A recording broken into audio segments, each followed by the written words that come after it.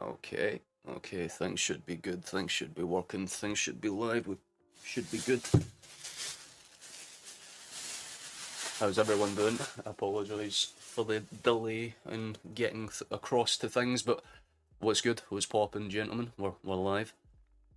In the wilds of Wexford. Oh, right, well, I'll do my best to make sure that you're kept up to date. But this is the big one, as we've always talked about. We always... Oh, it's a good old-fashioned old firm. Nothing beats this game. Because realistically, we win today, boys. Title's done. And it would be just dandy. Be fucking absolutely minted if we could rinse these cunts to win the title today, essentially. Because if we beat them, that's it. Game, set, match. Here are the lineups. We'll go through it. Gaming for everyone. It's nice to see. I think you're a new face, but welcome.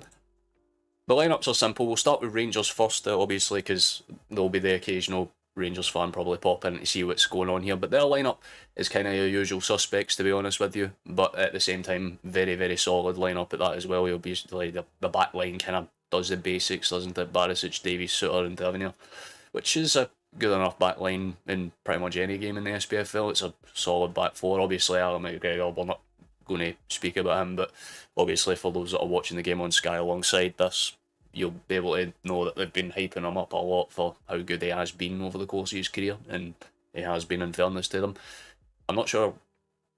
I'm going to either presume that's like Kamara or Jack, but there's no name there. But they've got Raskin, Cantwell, Tillman and Kent playing as the rest of the midfield sweep, and then obviously Morelos is your more out-and-out striker. More or less, he'll be trying to get the end on most, if not every type of loose ball. But it's certainly doable, certainly achievable. Just make sure that everything's working and stuff. If someone could let me know audio-wise how that's sounding. because it crashed literally right before I started streaming. And again, if you can't tell, I'm still sick. I went and got checked for those that were here last stream.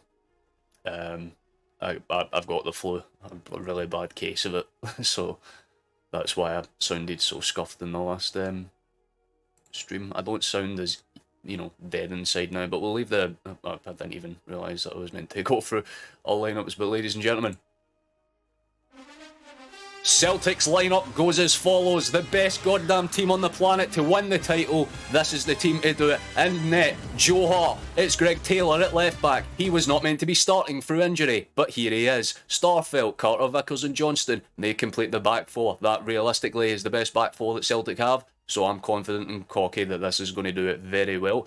McGregor and Aaron Moy are in, but the only major or kind of minor surprise, obviously, if you haven't seen it, is Hatate has been out injured. He was confirmed out injured 2 days ago. So O'Reilly comes in to kind of play on that left-hand flank with Maeda starting on the left, which is, again, I'm okay with it because he's fast. He can throw the bundles on and he's, a very good player. And Furuhashi and Jota will kind of complete the rest of that. They'll be strikers.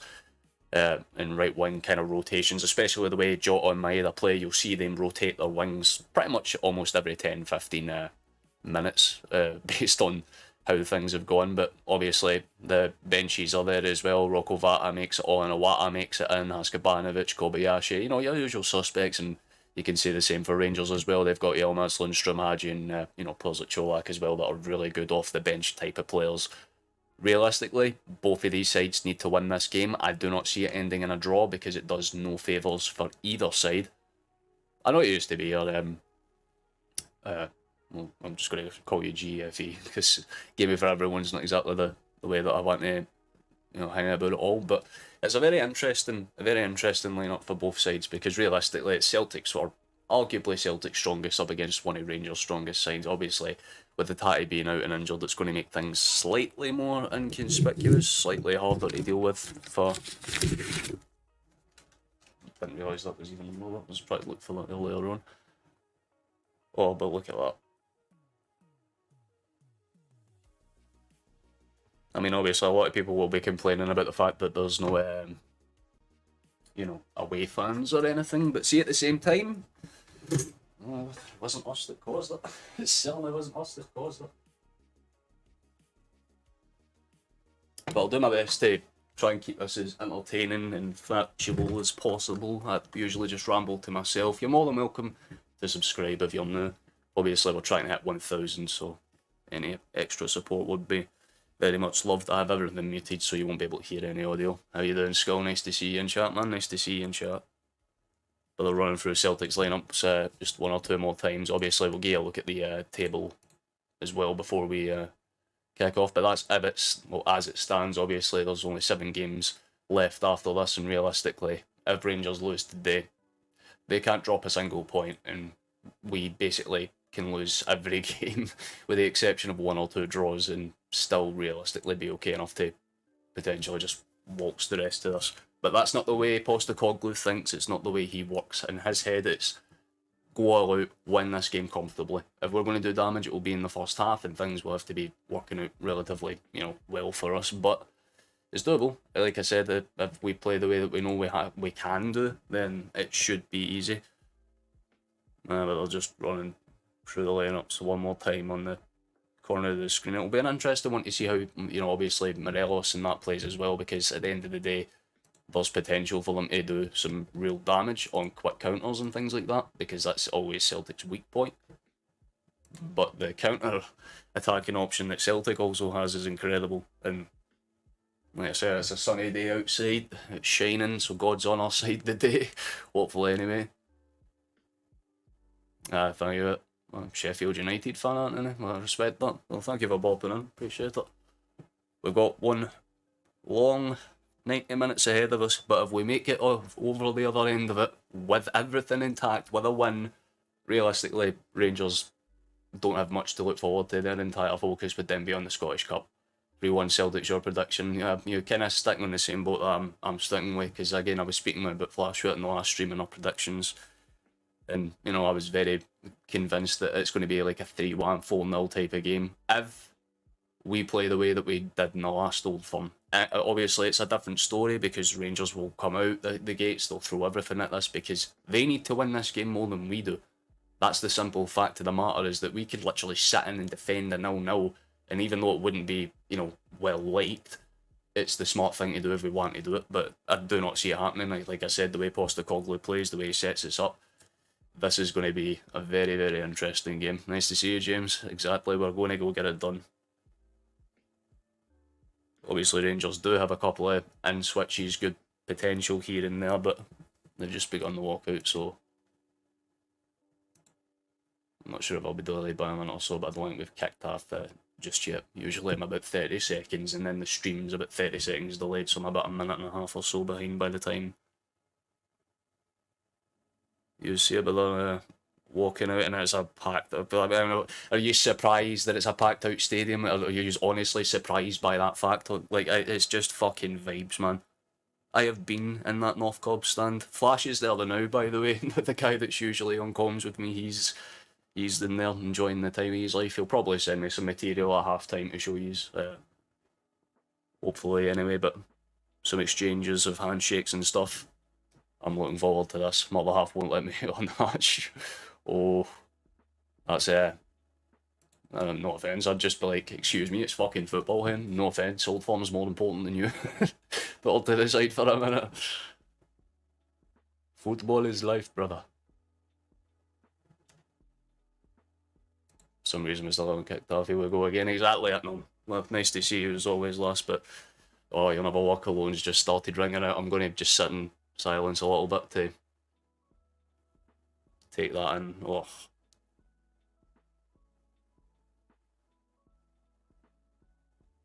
You can tell just by the passion in the voices. Boys, we are winning this game. It's not even fucking close. What are you watching on, Cal? I'm not watching on the laptop on the side through Sky, Chief. I'm on the fucking, exactly. I love that Renegade. Or the way fans still banned it. Yeah, they are. It's a full shutout this time round. Like, I don't know why, but they're content in ruining the Old Firm for no reason. You've not met my wife.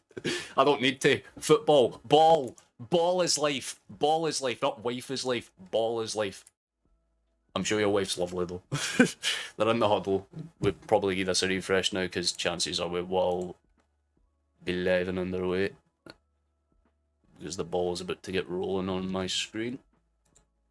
So we had a nice little refresh. The pyros are fogging up the stadium. Things are getting hyped. Life is good. Gentlemen, we'll be underway in about a minute and less than a few seconds because we're about to start from kick-off. Kent Scott on the halfway line. And we are officially underway in the Old Firm derby. Game, set and begin. Let's get this fucking started. Straight away, Tavernier loses out and there's a lot of high early pressure from Celtic shots. It's going to make its way back towards Davies. He's going to play it up towards midfield. Loses out straight away to Aramoy. Although it's a really loose pass away from midfield from Taylor, and it's going to give Rangers a chance to run down that final third. It doesn't quite work out for them though, but the intent's there. Tavernier's done really well to kind of get it up into that final third early on, but again, all of the pressure, all of the kind of sustained pressure usually comes from the opening 15-20 minutes. It's getting through that kind of period at the start of each half that makes it difficult for Celtic. Well, we got it in the back of our own half right now. I think he wanted to throw a quick one, but doesn't quite get the option there. Obviously, Michael Beale's been talking big shit before this game, obviously saying that a win would be, well, good for morale more than anything at this point, because I think even he's probably conceded that the league's probably done. But Celtic will want to just put themselves into it. I think it's nice to see you in, man, as always. But it's an interesting one. How do you feel about your team's lineup, guys? You think Rangers have came out with the right formations and stuff? Because I mean, I don't mind the way these have came out, to be honest. Oh, Starfelt's nearly lost out to Morelos, and that really could have been bad. You know what I mean? Simply the best of us going for 3-1. 3-1's are respectable, but here's Ryan Kent on the edge of the 6. Barisic. Oh, he's pulled it back. That could have got awkward really quickly. Kent really should have shot there. It's out wide for Barisic. Quick whip in, and it's just going to find its way straight through to Joe Hart. But the first real chance of the game comes in the way of a Rangers attack, which is a bit of a surprise, although Maeda's got it up in the final third as well. It's very end-to-end, quick out the gate. Into midfield, McGregor switches it. Out wide towards Jota. Good feet from him to get it back out wide, Aaron White. More or less posted up as a left winger, making it move. Thank God Goldson not playing. I'm really surprised by that. Goldson's usually, well, again, I may just be talking about my horse, but I like the way that Goldson plays, or at least, you know, that tall physical presence. Although we have a player like that that's called Starfelt, so it's one of those. Ball's going to be, oh, it should be a throw in for us, yep. And very similar to having here in the very first minute, we have a throw right outside their final third. Quickly whipped in, good play between the back lines. The big thing to notice already is the fact that Rangers aren't trying to outpress or outplay, they're just kind of doing their thing, holding their line, they're not trying to get baited out, and that's another awkward pass back, and Joe Hart, for some fucking reason, is committed way too far out for that to be funny. And he's forced Starfelt to have to do some really awkward defending, and again, if there's going to be one issue from us, it's the fact that we don't face enough shots. And Joe Hart's just proved that point right there, because the man just ran about 40 yards out of his box to try and get to that. You have defenders for a reason, sweeper. Keepers do that as last resort. Tillman's done really well to get over Johnston, but I think it has just gone out for a throw-in. It has. Very well done, Johnston. Good pressure. But it was very loose. Again, Carter Vickers just, I think he tried to put way too much relaxed posture on that pass, tried to make it work, and it didn't just quite work the way intended. Although, let's say the opening 4 or 5 minutes, Rangers are holding their bone. Celtic just have to kind of break that space, get in behind and cause problems. We do that, we'll be fine, but it's obviously going to be a case of, can obviously the rest of them play alongside? Starfelt's got it, he's going to try and shift, does exactly that. Maeda over the top, headed down, but it's just going to bounce around a little bit and it will go out for a Rangers throw. Quick ball into Morelos, good feet, I think, from Cantwell, although it doesn't quite find his man, and it's just going to be scaped back from Jota.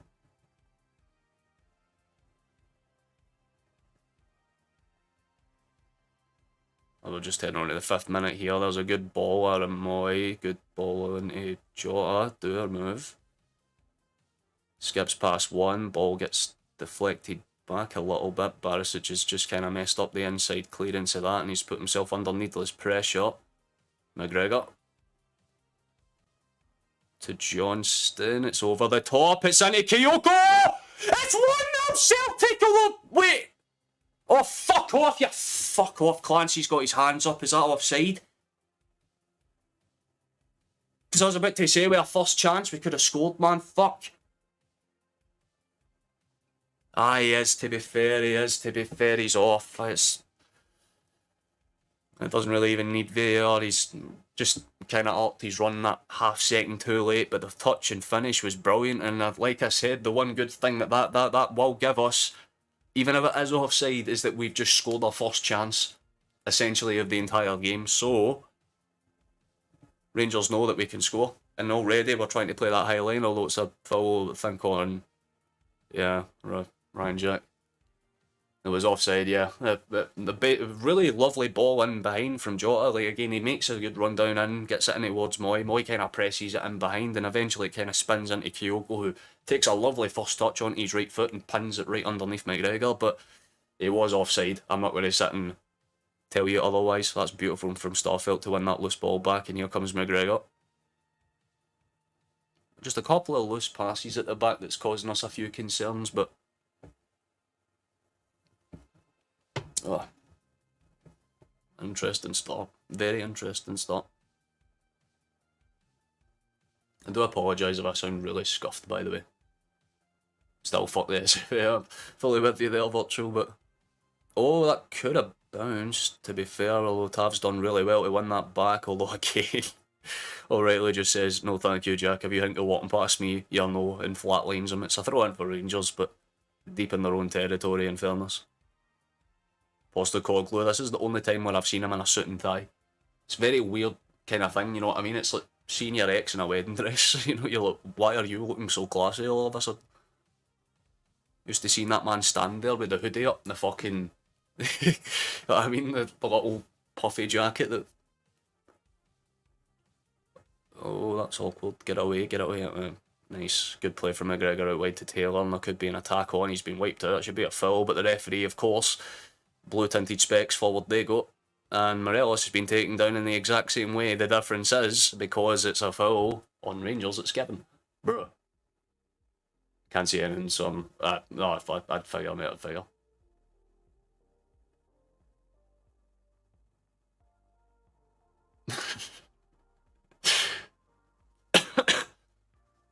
Morelos just kind of crawled into a ball when Vickers made contact, but if that's a foul, then surely the foul that was a clear and obvious foul before it was. But of course, we're yellow carded now, Vickers is in the book. Probably not ideal for one of your central mid defenders to be on a, you know, card 8 minutes into an old firm where usually passions run high and things go, why is this one strand of hair so consistent and fucking doing this? Today you're smoking kush, but I've just got my usual stuff, to be fair. Johnston tries to be too clever, he's cut out by Kent. I'm just surprised Kyogo say it wasn't a penalty. No, look, if VAR makes a bad call, trust me, you'll know my opinions on it. It was a definite offside though, so I can't really, you know, shit on it too much. Ball's out wide for Starfelt, he'll try and take that option up the right. What's he going to do?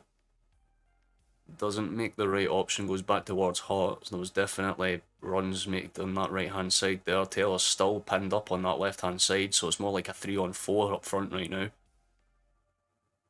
Carter Vickers eventually has a few extra yards to pick a long pass out, although Moy and Barisic just slide into it. Fair 50 between two physical players, can't argue with that too much. And the way this game's going, we're going to get stuck by Celtic. Well, slap pass once again. Well, if you're also watching the game, then you'll know that we're not exactly playing it too clean either.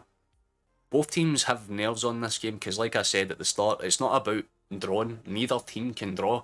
So sitting at 0-0, both of them are like, right, who's going to swing first realistically? I mean, yeah, we almost did. Like, if that was onside, we'd be 1-0 up and it would have been a really lovely old fun goal. But at the same time, obviously, it's more or less just trying to test each other. See, like jousting, if you will. They're just kind of can't defend shit. Well, neither can Celtic. It's the biggest weakness of the team we've got. We take 40 shots on game in games on average nowadays and score 2, 3, 4 times, but we usually face about 5 shots and concede once. I don't know what the stat in specific was, but I think Joe Hart's like, he's had a better save rate than obviously Barkas and most of the other ones, but he's not got a particularly great record with on-target shots. Maeda's out wide though.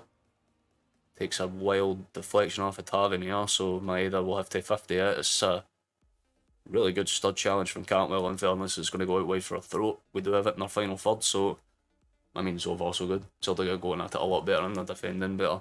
It's because it's our home turf, Chief.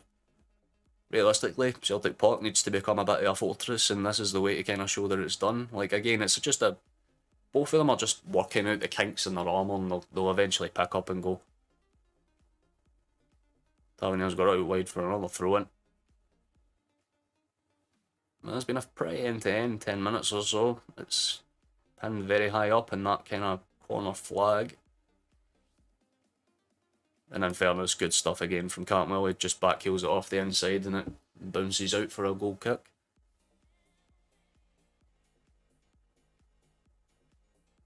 Obviously, I mean, I think they will want a goal before half-time. If you're coming to Celtic Park, you need to score early. And you need to take shots often. Rangers did get into the box early on, like I said, but they're just trying to take that extra touch. And again, it's just proved costly there, because instead of playing that out wide, although, in fairness, Moyes just fucking let himself stand there and get pickpocketed. He's just taken out by Tillman. Somehow, Johnston's done fucking excellent there to get away from Tillman there, because he, again, just a stupid error, just standing there. Moy has to wake up. That's twice he's just kind of took the ball and kind of scanned as if he thinks he's got time. I know they're playing in blue, but it ain't fucking St Johnstone, Moy. They're going to close you down relatively quickly. Ball out wide. Good play in behind as well. Ryan Kent's got it. Good shimmy. Jack has to force it out wide towards Tavernier quickly. Good snapshot pass, but it doesn't really find anyone. Eventually gets through to Starfelt. Good, oh, really good 1-2 between him and McGregor to just get that under control. McGregor's going to burst forward now. Good stuff. Out wide, O'Reilly continues the run, gets it up towards Maeda. This could be something. Little step on the outside. Maeda leaves it dead for McGregor. McGregor has a good shot and it's parried straight into McGregor's hands. So McGregor to McGregor, if you will. Really good work from us there on the counter. We got it down the left-hand side. Good shimmy in. McGregor maybe shouldn't have taken the shot.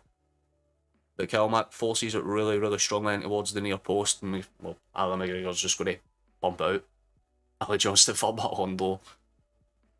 I mean, he's definitely in talks for Defender of the Year, even though he's signed with us since January. The boys came in and done a job. It's almost as if I don't miss Juranovic.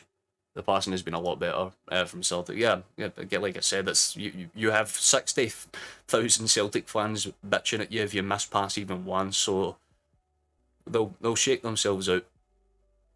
And that's another opportunity, although again, Moy does not look like he wants to be playing right now. I'm just going to say it as I love Moy. I'm like the biggest advocate of, you know, the beautiful bald man that be. But it doesn't look like he wants to put the running in, you know what I mean? And Corbin McStormer.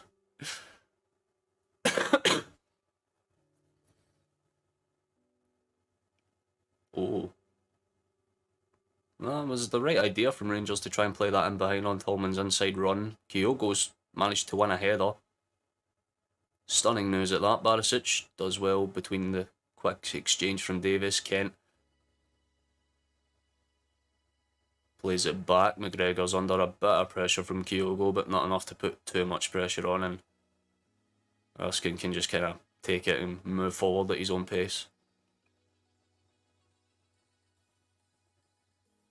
Good play around the back. They're just keeping themselves composed, although Celtic again are just holding that line. In 1980, Jesus Christ. It was the same year my mom was born. I've been to like three Old Firms, 2 at Celtic Park, one at Hampden. And again, we won them all, so oh, politics. Gotta love it in chat. Aye, but for those that were here last stream, you might have realised that I was dying. It's because I have the flu. That's why I sound kind of scuffed. Oh, that's better. Ball out wide. Where does that go? And that can actually work if it bounces. It doesn't quite bounce for the white shots. It more favours the blue in that scenario. Cleared back, and eventually Starfelt and Carter Vickers can just build themselves and go again. And I've been at no firm because of all the trouble. Look, see, the thing is, Old Firms are actually more safe than a lot of people think. It's just because a lot of people immediately go to the kind of sectors right after the game where like both sets of fans cross paths essentially, and that's how most fights happen. But if you're going with your family or something, you like more often than not you won't get swung at. I mean, my first Old Firm I was 16, 17. I went with my dad, there was no issue. The second time I went, I was on my own. No problem there. And then the Hampden game, I went with my buddy and that was fine. Like, it's more or less just, you know, it's more or less just knowing where to go, you know what I mean? Like, if you're going to Ibrox and you're a Celtic fan, don't, you know, take the piss when you're there. Likewise, if you're a Rangers fan at Celtic Park. But then again, it doesn't even fucking matter because there is no fans! Yes! Thank you, SFA. Thank you for making that thing. Starfelt. He's got it back and towards Carter Vickers. Rangers are just starting to slowly... Remember what I said? If we get through the first 10, 15 minutes, they'll start to slowly rescind back once they realise that the high pressure isn't really going to work. Carter Vickers now. Good ball in behind from Johnston. McGregor's just going to start running. Keeps running, and it's a lovely ball out wide towards Jota. Could play that in behind, but opts to be a little too clever on the shimmy. And oh, tell you what, by the way, McGregor forced to make a really good save, diving save, and Cantwell's just flopped. And somehow he's been given the foul, but holy shit, McGregor, again, for a 40-year-old dude. Fair play. Patterson, thank you for the sub, man. I do apologise, because it will say later sub, and it will say like Johnny Boy or something, I'd imagine, but it's like public subs that they come up. Although, if you have subscribed, let me know, and if I see that the sub thing's gone up, I'll shout you out. That seems only fair, you know what I mean? You guys are supporting me, and I'm just sitting here and watching this, but if you do feel like subscribing, I'd very much appreciate it. I'd love the additional help. There's a long ball forward, and Johnston does well to win the initial one. Moyes going into 50-50 mode, but loses out to Morelos. Some good play between Barisic and Davies. Goes forward in towards Ryan Kent. Good step in between. But again, Celtic just have their bodies. Tavernier's got out on that far right. Oh, don't like that. Ball in behind. They're still just kind of dallying forward, trying to make it work. Celtic are just kind of holding that spatial awareness. It's gone in behind. Good shimmy, but yeah, it's out wide for a throw in. 66 Machupies. Love that. Was that Joe? The fuck? I'm presuming that I'm about to witness something either horrible or scary. Tavernier. Ball up. It's out for a corner, I think. Yeah, O'Reilly's won it off the deflection, so. The good thing to say is that Rangers haven't really made any major chances. Like, again, it comes down to more or less circumstance, doesn't it? Like, if they force a ball in that's good, again, set pieces are, like I said, if we concede shots, there's going to be a problem. Corner comes in. Oh, you're fucking kidding me, Joe. What have you done, you fucking melon? No, that is not how we concede, for fuck's sake. I don't know, they're probably going to VAR it, boys, but either someone's offside or there was a push in a back or something, but how the fuck did Joe Hart just stand? Johnston should have won the header. There's about 6 defensive errors in that sequence of play. What the fuck is this? Joe Hart's more interested in hugging fucking Vickers' arse, man.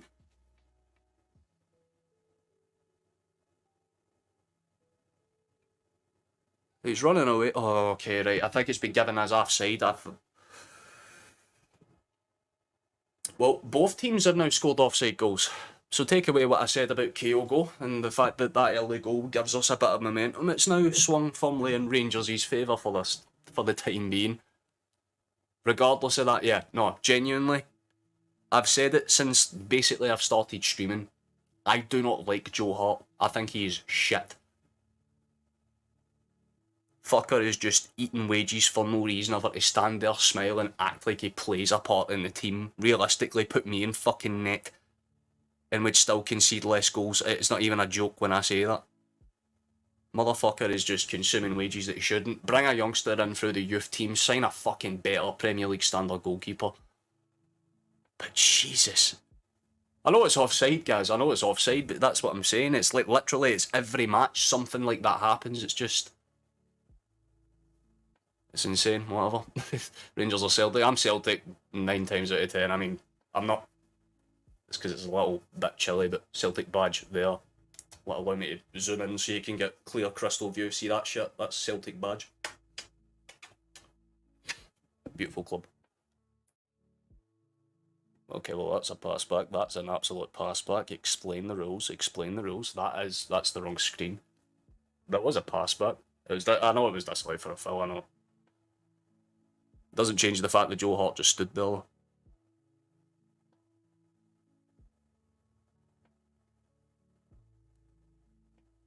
It's a very interesting opening 20 minutes. I mean, that's the one thing we can, take from that. Oh, were you scared that I was a... were you scared that I was a Castle Grey Skull admirer? No, thank you. Oh, Rangers do kind of prod it clear, goes up. McGregor's going to have to just about win that back. Thank fuck he did. I was going to... It's slack as fuck, yeah. I agree with it still being 0. No, yeah, like 0-0 or 1-1, it would be a justifiable score. But this is what I'm saying. It's like, oh, for fuck's sake, there's another loose pass. But it seems like the sun sucks the power of the shine out of the bald people, so Maeda and Moy are not playing up to standard, man. Like, Moy's been shit, I'll just say outright. Moy's not been in existence. McGregor's covering for like 90% of his mistakes.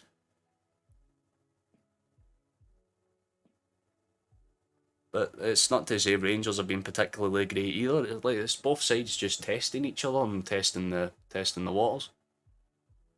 Well, no, Celtic are a second half team. Well, that's exactly it. You know what I mean, guys? Like, if we are going to do damage, it will probably have to come in the second half, although we've done well to win that ball high up. It's bouncing around and do what? In fairness, good feet for Barisic there. He did superbly well to keep that under control. It's up towards Morelos, although bounces off his flab and just away from him. Unfortunate for him, but it's gathered back towards Starfelt. Forward we go. It's been a lot of possession for Rangers in the last 10-15 minutes. It's just showed that they are around 60% of the ball. So even though it's slight, there is a slight shift in the pendulum swing. I'm going to take my headphones off so I can fix my hair, because this shit is actually getting on my tits. Like, I tie it all into a ponytail pre-stream, and I still have to retie it. Not even 20 minutes in. That should deal with that. There we go. That will look a lot less weird. Also, hello to the nearly 40 people that are just vibing with me. Appreciate your support. Jota's got out. Oh, okay, right. This might actually work. Moy gets it into midfield, loose touch. I'm not sure if it's a corner or a goal kick. He's pointing for a corner. Then changes it to a goal kick. What's happening? Is it a corner or what, mate? You've pointed in 3 different directions. It's really good for Moy to get that ball in. I really can't blame Raskin. He does well to strengthen his man outside. It's a corner kick for us, it has to be. So a corner kick for us. Simple as fucking that. Ball out from the back. Forward it goes. A little bit of luck from Rangers, but you can't really fault it. Maeda to Jota. The only thing I can see that's really being an advantage to us right now is the fact that Celtic are still, like, we're refusing to break that character in formation. But my worry is obviously if they keep just holding that midfield line and then playing it in behind, although that's awkward. Please do something. Taylor! Kyogo! Kyogo! Kyogo! Yes! Right on fucking cue, man! Right on cue! The big man! Oh, my throat is going to hate me for this. Let's go, big man! Yes! Oh, it's almost as if it is on cue, man. He just gets in behind. Some really lacklustre pressing for Rangers, I've got to say, but fucking yes, man! Where's the NFL theme?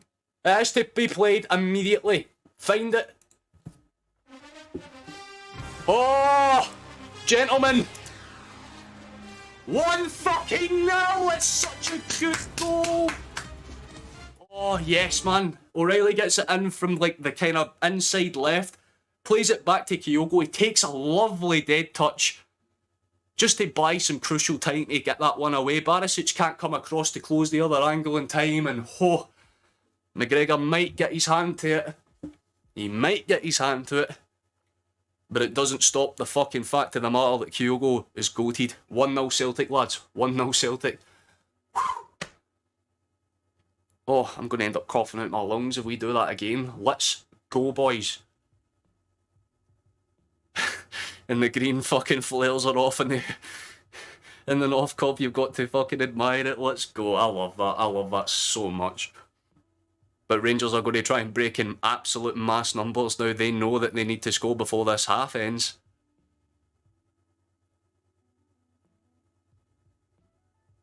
Oof, My God. How you doing, Robbie? How you doing? Kyogo is going for big money, but hopefully no soon. Nah, we will not let this boy leave if he keeps playing the way he does. And if you've seen his documentary of recent, you know why I love him. You know why I love him. That's because our defence let the goal happen. Yeah, I mean, that's what I was going to say. Barisic is the left back, and he managed to come across and close it before Raskin could, which is the only kind of thing about it. But the first touch for Kyogo by himself that time was beautiful. Honestly, it was just a really well worked goal. O'Reilly did so well to get that pass in. Very happy, very pleased, very, pleased. Very pleased. There's nothing I could say, you know what I mean? Oh, I just seen that message up at the top, guys. Yeah, I'll reiterate his point. Everyone here like and sub. We've already gained like 10 this stream, so I do appreciate that. Like I said, my goal for the entire month is 600, and that's me setting big goals in my head. But my plan's to get 1,000 before the end of the year, so I can be partnered and all that jazz. Virtual's just kind of put that point in. It's a good shot across there for Rangers, but didn't really need to mention anything about it. Was nowhere near target. Ball's in for Taylor. Very pleased with this, man. Like, again, neither team are playing their best. Johnston, what you did. Well, Johnston let himself get under an unnecessary amount of pressure, and now it's apparently a Rangers throw in because they're losing. They need a chance. Just that 5-7-5. Appreciate that, lads. 25 away for 600. We had it this stream. I'll probably die IRL. Celtic are flying exactly at Skull, man. But again, Rangers need to pop off. Because, like I said, if they get one back, then 3-1's how it will end. If we keep playing the way we're playing now, it's 4-0. And again, it's not as if Celtic are playing their best. Rangers aren't playing their best either. That's kind of fucking evident based on the way they're playing. But there's just, you can tell there's a finite edge to this game, and Kyogo seems to have figured it out, because a man's literally had 2 pokes at net and scored on both of them. The shame being one of them offside, and it could still bounce. Jota got it down the wing so well there. And he eventually, dude, that could have got really awkward, because it kind of double bounces off of the Rangers defenders, and eventually Alan McGregor's able to just kind of spiff it up, but he's lost the ball, and it's just got back to Cantwell being surrounded by 2 or 3 bodies. Jota's won it back high up. Take a crack, big man. Does take a crack. It won McGregor again. McGregor again, he nearly does it. Fucking hell. Ball out wide. McGregor gets it out for Taylor. What's happening this time? Rangers have started to crumble like a deck of cards, man. Like a really shitty apple pie. Oh, Brookie, a really good play. Gets it back. Carter Vickers. Into Kyogo. Manages to hold his feet, but he's eventually just floored. Maybe a little too aggressive there. I can understand where Raskin's pissed off, but at the same time, it is a fault. We're on fire now. That's the thing. Whenever Celtic score, as soon as we do, we just break the duck and pop off. Can my stomach shut up? This is like everything starts to go wrong now. O'Reilly does have it from about 35, yards out. I love that number. This is the pain in the arse we had supporting Celtic Park. It might have boosted the team. Well, that's the thing about it, you know what I mean? Because it will be the same when Celtic go to Ibrox, obviously, in a couple of weeks. Or like whenever we play them in the split, I should say, you know what I mean? Because we play... do we play Rangers before the end of the month again? I'm pretty sure we do. For the set, that's another Rangers throw. They're just literally giving everything to them at this point. Might as well. Just give them our goal at this point. For vibes. Kyogo's won the ball back, got another deflection in, that should. And Kyogo's just vibing up the crowd, I love it. But because of all the way supporter push, we just have to live with it. That's the thing, if both of the boards just sat down and went, why are we doing this to our fans when the whole fucking point in them being Celtic and Rangers fans is that they grow up watching those games going, holy Christ. You know what I mean? Like, I don't like Rangers, but you have to respect the sheer amount of dedication they have to their club. Obviously, with the exception of 2012, they disappeared then, but You know, 1 year out of all other history is pretty good. But like, it's the same applies towards Celtic as well, because at the end of the day, you just don't get the same magic for an Old Firm if you can't hear that little corner in the either stadium going trying to cause as much havoc and chaos. And if, you know, there is the occasional arsehole that will throw a bottle, and that's it. So, comes down to circumstance, doesn't it? Comes down to circumstance, gentlemen. Yeah, well, likewise to you, Roberto. Been scoring first against Rangers. My God, we've never lost since the game in October 2020, which was, I'm pretty sure, not the last league defeat, but you sound like a hun. Well, I come from a family of them. I just didn't have that brain cell loose. My father's a Celtic supporter, and he's the reason I love football, so realistically, I supported what he supported, because that's what you do as a child. Keep it nice here. Well, that's exactly it. It's just a club you support, you know what I mean? You can rip the piss, you can have a laugh, but just don't get overly aggressive, and your life will be much better here. But I do assure you I am not a hun. It's very much against every fibre of my processing power. Kyogo, he's actually got to that, fucking hell, Davis. Oh, lovely ball in behind to try and find Moy, but he doesn't quite do so. Right idea. The thing is, I'm just one of those unbiased channels that don't really, you know, like, I'll support Celtic, but I won't sit there and be like, and Celtic do something insane while the other team sits there and does nothing, as usual. That's not how I work. If a team plays good against us, I'll say they'll play good, even if it is vain. But they haven't been playing good, so I'm not really having to worry about it. My dad and sister are Celtic, and my mum are Rangers. Yeah, well, that's basically how it kind of works in my family. Me and my dad are Celtic supporters. Pretty much everyone else, Rangers. My granddad, my mom, my brothers. Like, my youngest brother is a Celtic fan, though. Although that's because I converted him because I streamed, and he seen that I streamed, and he was like, Basically, yeah, guys, that's the best way to put it. Like, I'm just one of those classic in-betweeners that don't give a shit about the kind of actual, you know, sectarianistic side of things. It's not me, man. I just like to watch my team pop off. Oh. But the reason I fell in love with Celtic's kind of straightforward, man. First time I ever heard You'll Never Walk Alone on TV, I genuinely cried, so it's like, guess that's the team I'm supporting. Plus, it just stands for good things, you know what I mean? Everyone supports their club for a different reason. You get arseholes in each club. It's the simple cases that, you know what I mean? You always have fans that will try and ruin it for the few trying to ruin it for the many. And I think that's what we're kind of looking at here, because Rangers don't seem to have that same gumption and fight. They don't look like they're trying to do anything. Yeah, exactly. Sectarianism and religion should never be a thing, but you see it all the time. I mean, last year in that game in Mexico, I can't mind who it was between, forgive me for not knowing the names, but it was a pretty big thing where, like, one set of fans were very anti-religious, the other set of fans were, and they had, like, this fight break out in a cup final, and, like, 80, 90 people died or some shit. It was, like, really grim. But you see stuff that happens in Scottish football all the time that's just stupid, like the fact, obviously, like, bottles getting thrown and, like, wee pennies and stuff like that. I mean, no offence, but I don't think any player that plays on a football pitch knows what a 10p coin is.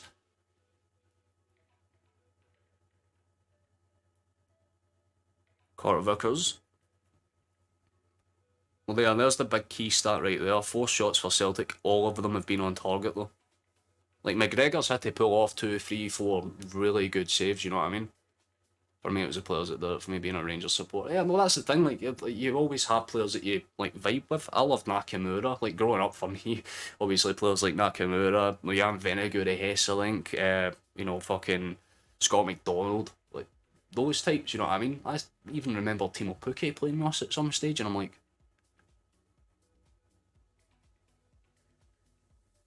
it's popped up.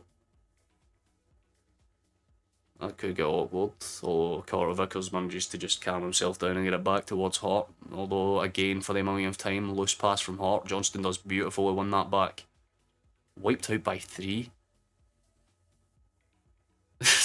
Stuff, you stay down and take a second, big man. I think you earned that, man. 3 of them dragging him down to try and get that. Mum's side are religious and my dad's side aren't, so I'm in between. Yeah, well, that's the thing. My mother's side are very,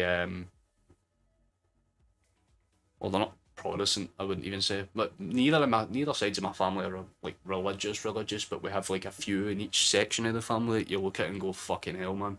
Look, get up. And there's more off the ball pushing. Jesus Christ! Now, oh, of course, McGregor goes into the book for fucking stopping a wee tiny rat fae getting in front of his face. I love that. You better book the other fucking two for doing the exact same shit then, but I bet your fucking brain cells won't click and give him that. You book them both if you're going to book one. Wee tiny midget, man. What the fuck do you think you're doing, you little Belgian bastard? Explain.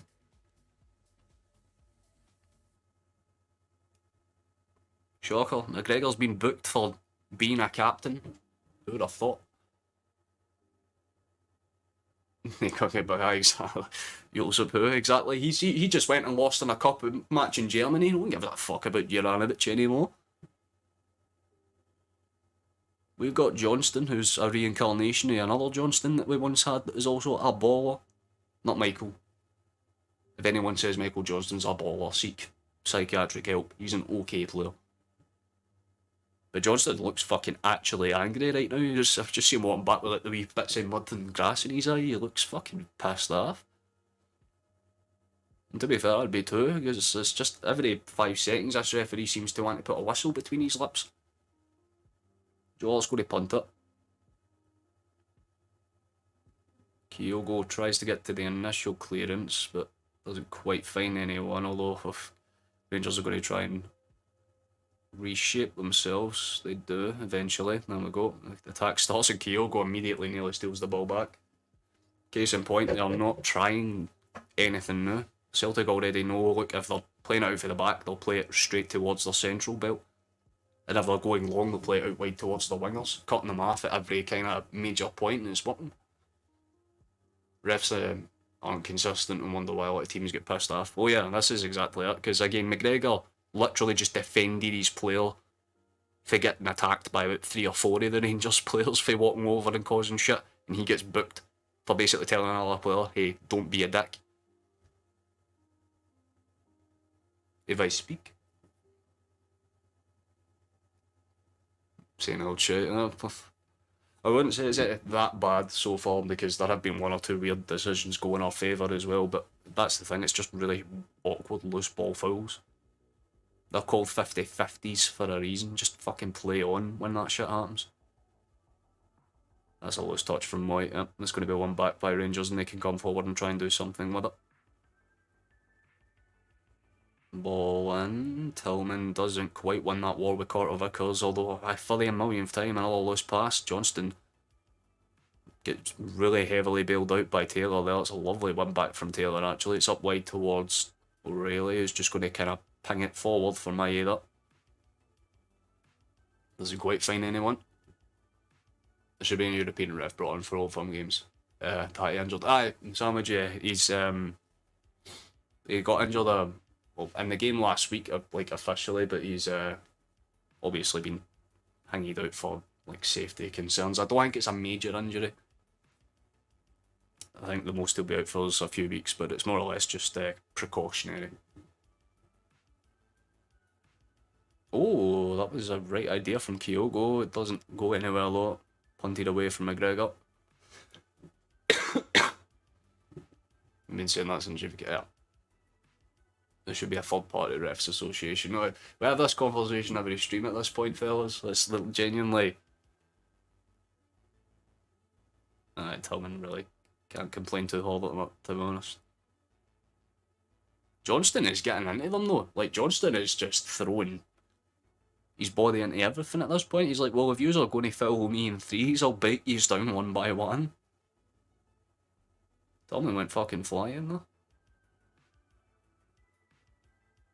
Johnston does win it. It's going to bounce around a little awkwardly, although again, maybe a little bit too much on it from Jota. Tried to be a wee bit too clever with the footwork, and Cantwell's got it back towards Tavernier inside towards Jack. Gets cut out from Jota. And he goes back across towards that right wing. Don't worry about it so much. Not a problem at all. Tavernier. He'll try and shift it forward, but it's quickly played back from Raskin. Davies. To Barisic. Oh, that's really good for Ken, actually. Fuck off. Gets out towards the wing. Ball's kind of spindled across. It's not cleared away properly. It's a loose pass, though, as well. Tillman's lost out to that ball from O'Reilly, and it's another foul, because of course it is. You need to fucking... Oh, I'm really... This motherfucker will blow the whistle for anything that isn't a foul.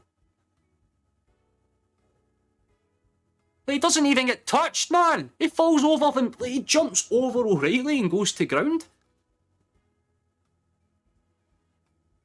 And that's what O'Reilly's even saying. He's like, just get up, man. Like, if you're going to go down and act like a pussy, you're going to get treated like one. And he's... This is why I know I couldn't be a footballer, because see the way my anger goes, is see if someone did that shit to me and I got booked, I would make sure the next tackle finishes their career. I hate wee cunts like Tillman more than anything. They're all, oh, skills and step overs. Like, aye, well, how are you going to do a step over when your knee's caved in, bro?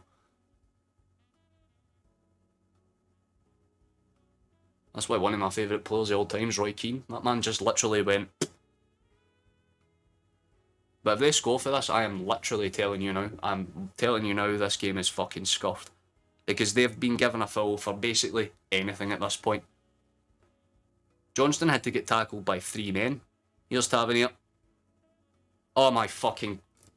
It's went in. It's went in. It's genuinely just typical.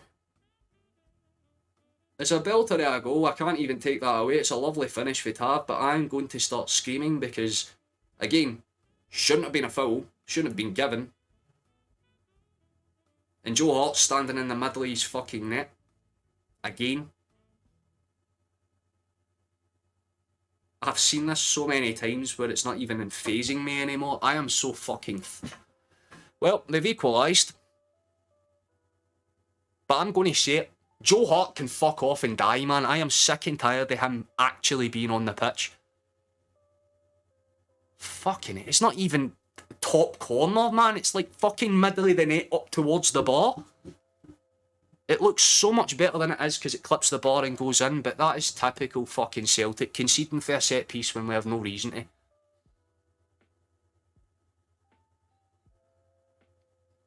Fucking infuriating. Moy doesn't even jump. That's the funny thing about watching that. Moy just stands there. It's the 3 fucking key suspects as per usual, man. And Bale fucking knows. He knows he's been let out big time because that shouldn't have been a foul, man. Fucking typical, man. Typical shit. Yeah. As soon as this fucking asshole got announced, it, like, genuinely... As soon as he got announced that he was going to be the referee, you can tell he was going to do he was just going to make it all about him. So let me actually check something while we're on this screen, because I want to see how many Rangers players have been booked in comparison. Do you see a theme, lads? Rangers have committed way more fouls, way worse fouls, 1 yellow card, 1 yellow card, 1. Oh, well, I stand corrected. Someone just got booked. I've looked at that. Well, Cantwell just got booked there. I'm sick and fucking fed up of this, man. It's every match I watch the same shit on loop. One shot on target and they score for it. I'm just that, again, Joe Hart's just fucking weak. Do not like him. Get him to fuck. Sell him off on a free. I don't care. At least my 3-1 prediction's on. That is literally maybe it.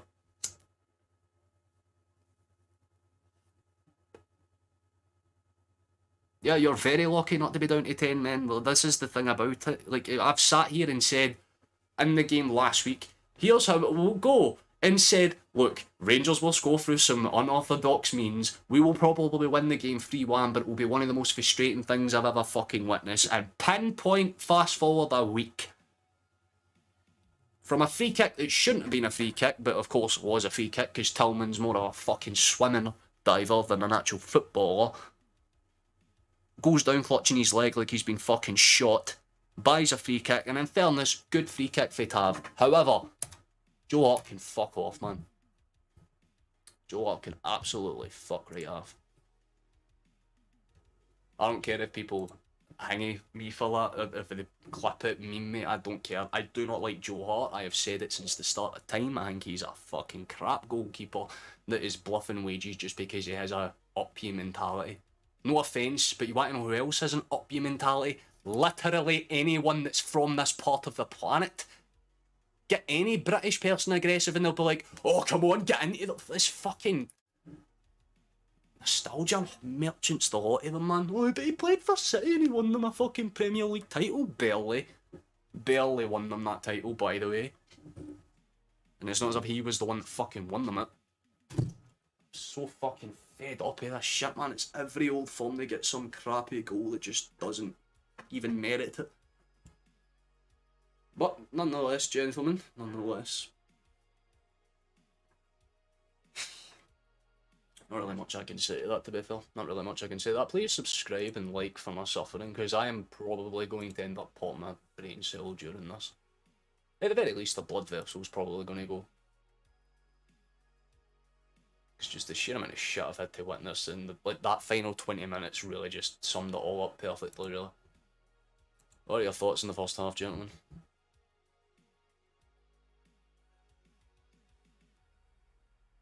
Oh no, I'm not saying it's a one-way thing. That's literally what I'm saying. Like, a draw seems about fair. It was a good free kick goal. That is the extent of it. I just feel infuriated at the fact that it's literally their only shot on target as well. And that's the thing, it wasn't even an on-target shot. It hit the bar, but they've registered it as a shot on target. That should technically say 2-0. They've had 41% of the ball despite having, what was it, 60%, like 30 minutes into the game. That's why I'm so confused, because we've been the more dominant team for every single aspect of this, and yet we're sitting here like, oh shit, we're drawn. Neither side wants this. Moy should be subbed off. I'm 100% with you there, Football Jack. That's the thing. The usual suspects, the ones that you can usually depend on to be like consistently consistent, aren't doing it today. Joe Hart's already conceded twice, and I mean, like, yeah, one of them's offside, but that's the thing about it. The man has not literally caught the ball.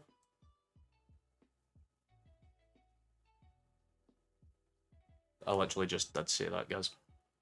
But my case in point comes back to the simple thing. McGregor has made so many good saves for Rangers, and he's 40 years of fucking age. So Joe Hart cannot use that excuse, say, oh, well, I'm an aging player, I'm not going to get to balls like I used to.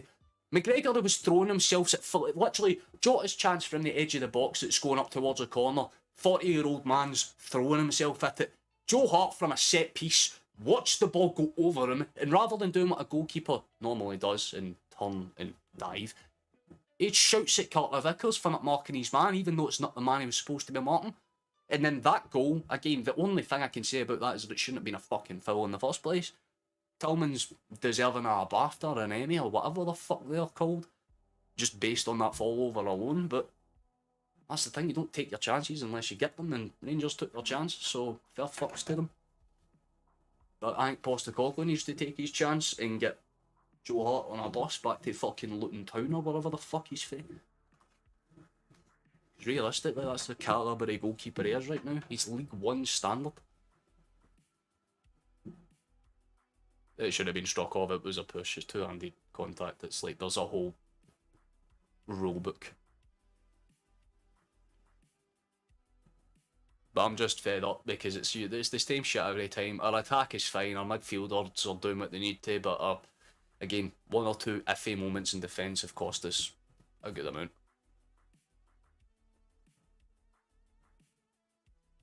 He went in for the tackle, Fizz, because he knew he was going to win the ball, and he did win the ball. Tillman fell over, bought the foul, because he's a pretty solid actor, and they scored for it. If, like I said, Tavernier had to take his chance, so you have to be like, fair fucks, you know what I mean? But fact of the matter is, Rangers shouldn't be in this game, and the fact that they are is genuinely infuriating me. Especially considering the fact it's a 45th minute goal, because it's literally like a game of FIFA. You know what I mean? You're dominant, completely fine, and then the AI's like, yeah, put all of the fucking CPU stats up to 100 and go.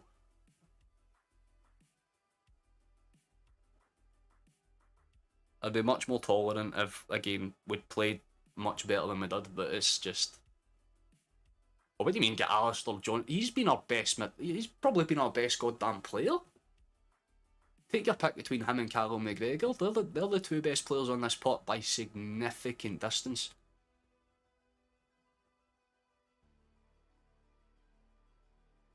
I love that. They showed Kyogo's goal like for 3 seconds, and now they're showing like Tavernier's goal for every angle.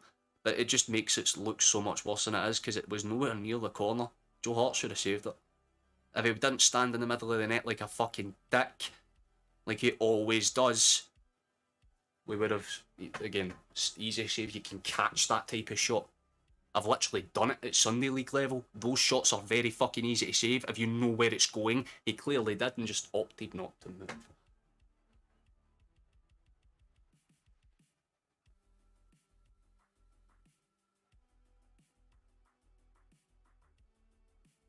And they're showing the disallowed goal as well. It's two-handed push, and that's the thing. If it's a two-handed push, for some reason in the rules of the game, it's a foul. I'm like, genuinely, there's so many weird fucking rules that change week to week.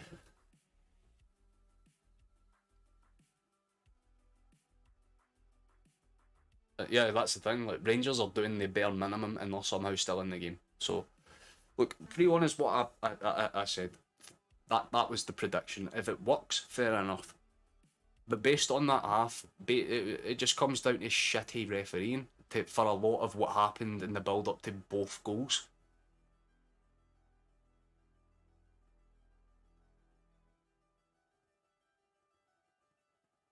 But I mean, if things stay the way they are, then no team really benefits. So like I said, I don't see it ending in a draw. It's 100% not going to happen.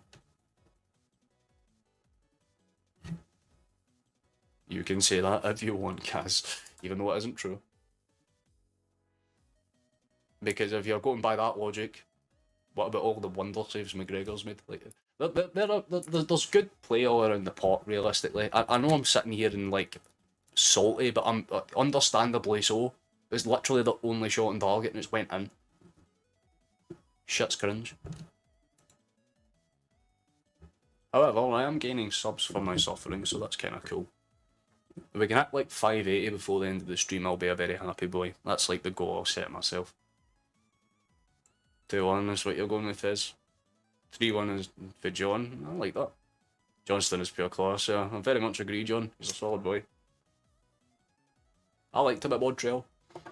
See, I'm one of those weird fuckers that watch the MLS, at least like the YouTube channel highlights when they come out, so I don't watch like 90-minute matches, because who the fuck would be even willing to watch Portland Timbers play the fucking Seattle Sounders on a Wednesday night at 3 AM, you know what I mean?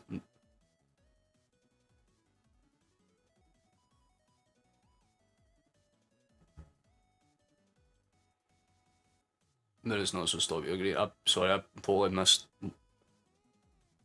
I'm not greeting at any aspect, gentlemen. But I've completely lost my train of thought now. My brain's just died on me. If we're going to do anything different in the second half, it's realistically, it comes down to the fact that if we're going to make changes, it's Maeda. Because no offence to him, he's just not really been there. It would make more sense to move Jota, or maybe even keep Jota out in the right and bring Haskabanovic on, because Haskabanovic is one of those in-behind runners that can actually time his runs. So, well, yeah, that's the thing about it. Like, again, I'm not going to sit here and say Rangers don't deserve to be in the game, because not once have I said that. I've said Rangers have been shit and they don't deserve to be level. I haven't said they haven't deserved to be in the game. They've played well enough to hold their own, but based on the chances and the calibre of chances that Celtic have already made in the first half, that's the worry, is the fact that, yeah, we've put all our shots on target, but McGregor's making saves, while Hart is more content in staring and blaming anyone else. So in my head, it's like, is there a mentality of goalkeepers that's going to be the difference in this, rather than the mentality of the team itself? Because Hart looks lost at times. McGregor's pulled off 4 or 5 genuinely really good saves, so I just want Hart to pick his head up, man. Command the box, do what he usually does. You know what I mean? And like the Champions League games, or at least maybe not the Leipzig game, but like that Madrid game, that first half of that first Madrid game, that type of Joe Hart, the one that's constantly, telling people be there, get into position, stand your ground, boom, boom, boom, boom, boom, boom, boom.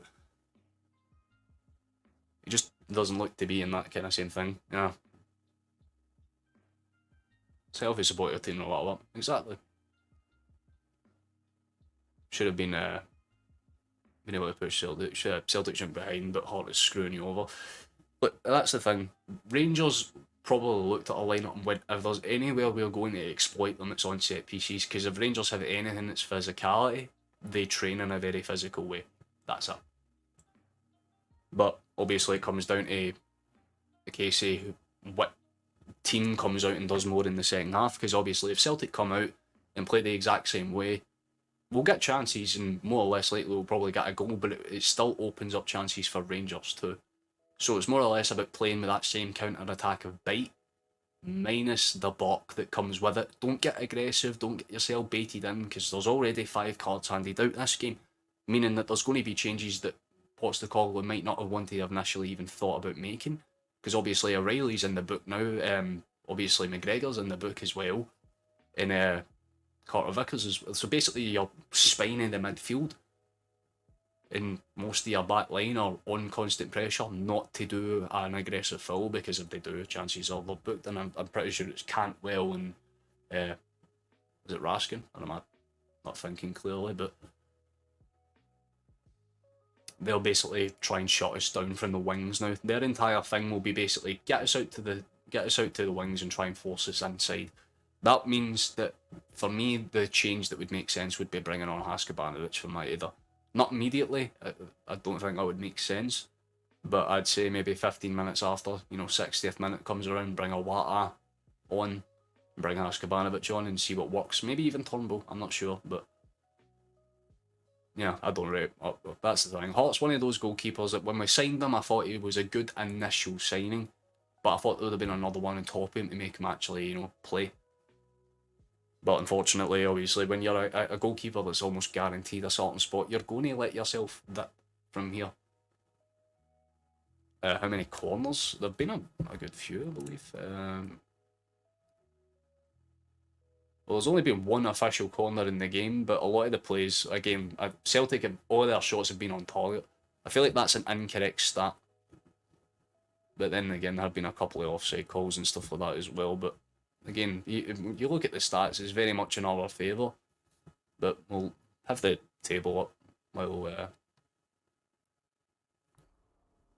we go through the rest of it. There's been nowhere to be seen exactly. So it would be the change that makes sense to me, realistically. I mean, if we're going to do anything that's different, that would be the way to go. Because Maeda, he's a good player, but when he has his off days, he's just not that good, because most of his ability comes from those offloading runs down that side and just playing that first time passing, wherever it may be.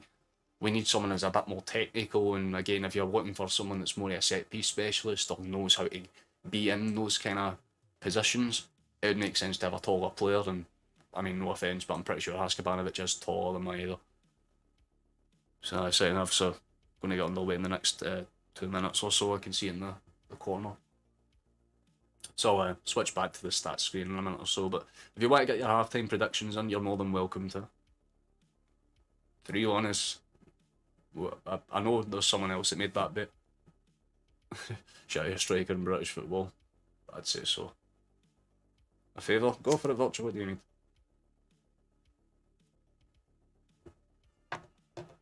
If it's something I can help you with, then I'll do what I can.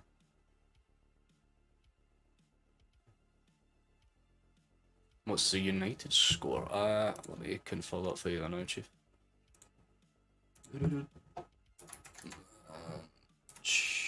That's definitely not how you spell that, Callum. Well, that's the fucking... I hit United, mate. 1-0, mate. McTominay. Well, there you go, McTominay. He's continued his form for the Scotland game. Fair enough to him.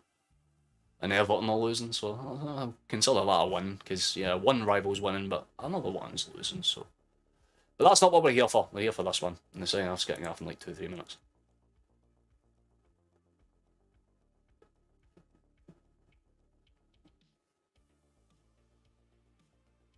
Nah, I've watched him. 1-0.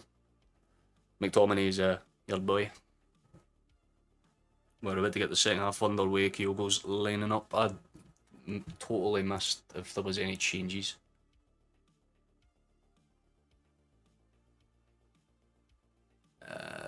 Not really. No position changes either, so this could be an interesting one.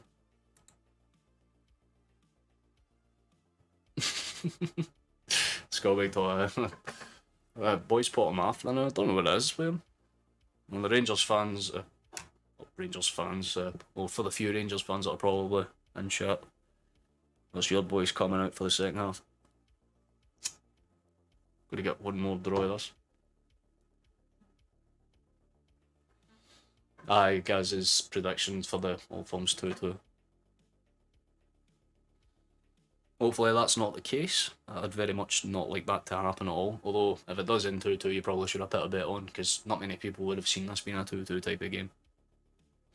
Old Firms always produce goals for both sides, but the question will be, can Celtic make this one count? Because they've got 45 minutes to essentially win the title at Celtic Park. A win here puts it to bed. Because Rangers will not bounce, but they'll have no chance to bounce back for this, like mentally or literally mathematically, really. Because I don't see Celtic losing another game. If there is one game that we lose for now at the end of the season, it's the away game against Rangers.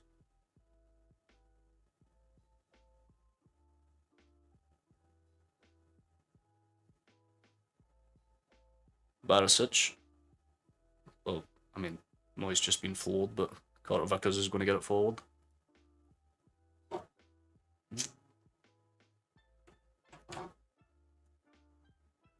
Oh, right idea from Jota. Got it out wide for Maeda. Played down from Taylor. Long ball across. Tavernier cuts it out and tries to move it forward quickly. Gets it forward and gets past Taylor, but McGregor says no fuck. Gets in front of him and just does what's necessary. I'd rather we beat Celtic in the cup game than this game. Oh yeah, because it basically guarantees you a title, a trophy. Oh, deflected out wide for a corner, and there's already there a very loud cheer for that one. I mean, it's going to be interesting to see how they go out, because obviously players like Suter for Rangers, they're not really tailored to it. Get on him off the bat. If you've been sniffing such 3-1 to the hoop. Well, I get that, but that is my prediction. That is my prediction. 3-1 is what I said. Oh my, you fool. My. Get him off the fucking field now. Just get him off. See, this is literally... They are throwing the game at this point. I was correct. The sun has sucked the energy out of the bald people on the pot, because Moy and Maeda are just nowhere to be seen. I think it's time to bring on Awata and Haskabanovic.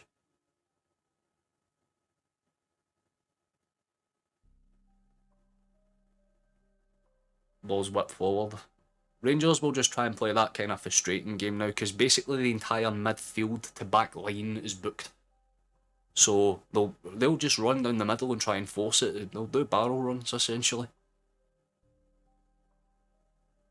And if any of you don't know the term of barrel running in football, then it's like an FM term for essentially just go through the midfield with real pace and power. Because if they try and stop you, it's like basketball. It's like a kind of loose ball foul, if that makes sense. Force them to give you contact.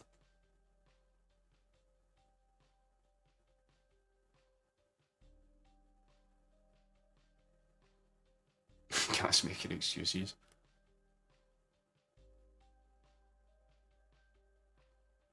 Is that another foul for Rangers? Oh, for fuck's sake, it is. I look away for like 3 seconds, turn back, and it's someone on the deck. Who's it this time? Oh, it's Tillman again. Am I shocked? No. Am I surprised? No.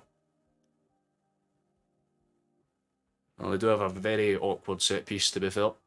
It's on the edge of the D, or about 10-15 yards away from the edge.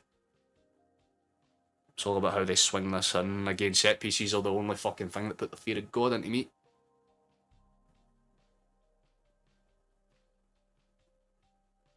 So I'll be curious to see where this one goes. Could be a good in-swinger coming in here.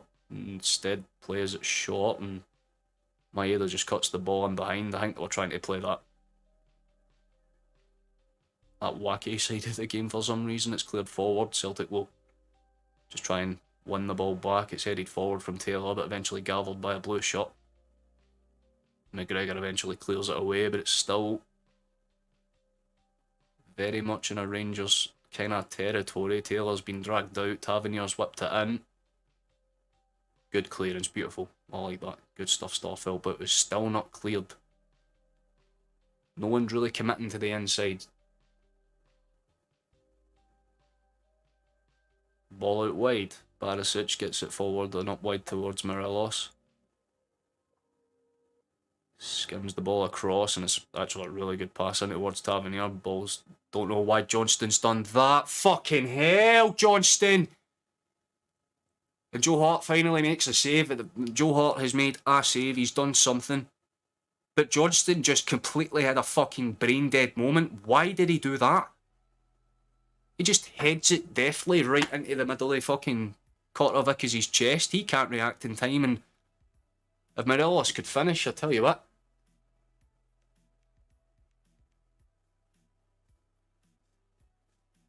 Very interesting. Tavernier's got a set piece chance now. I do not like the start to this game. Rangers are trying to hold the possession. I'm very much correct on the barrel rolling side of things. And Jack's trying to get a hold of Taylor's tit. Interesting tactic, I suppose.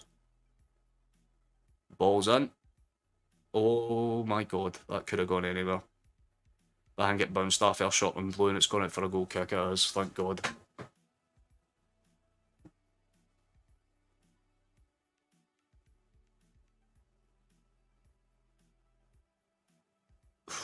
Yeah, that really could have gone anywhere. Well, wait, it came off the hot last. Good tackle for Johnston. Never mind! Clancy's a... Oh, Clancy, you're going to give everything, aren't you, man? See until these fuckers are 2-1 up, they're going to keep doing that. What was wrong with that one, then?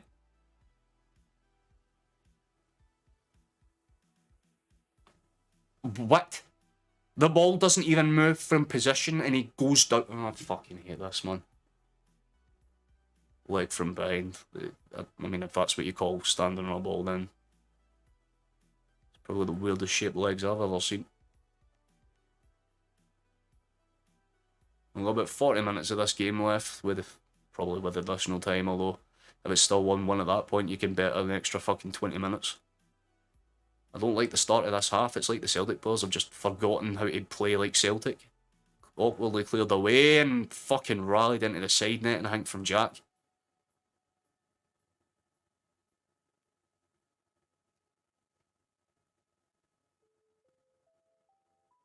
Yeah, very awkward indeed. And then Cantwell comes across in the volley and just hits it into the side net. And genuinely, it's depressing to watch this sort of shit at times. Like, get your fingers out your ass, boys, and try. Just do something.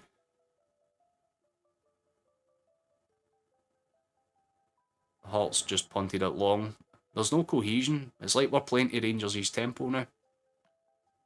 Don't understand why we're doing that at home, gentlemen. Ball back. Eventually they'll gather it and go again. We're going to need to start throwing physical presences on this park very, very fucking soon.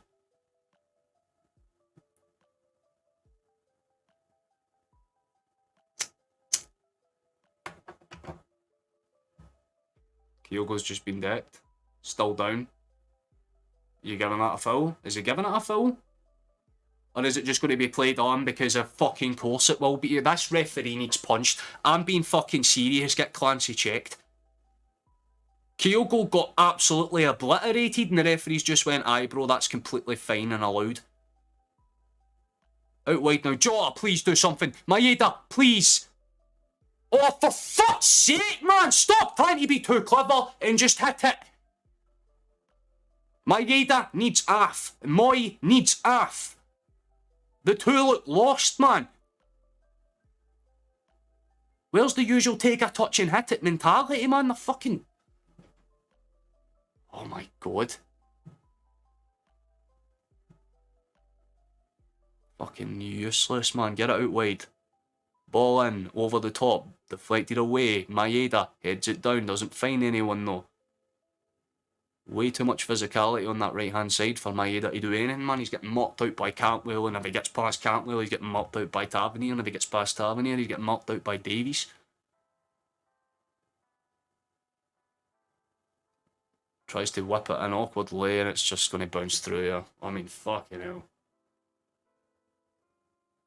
This is a very interesting match.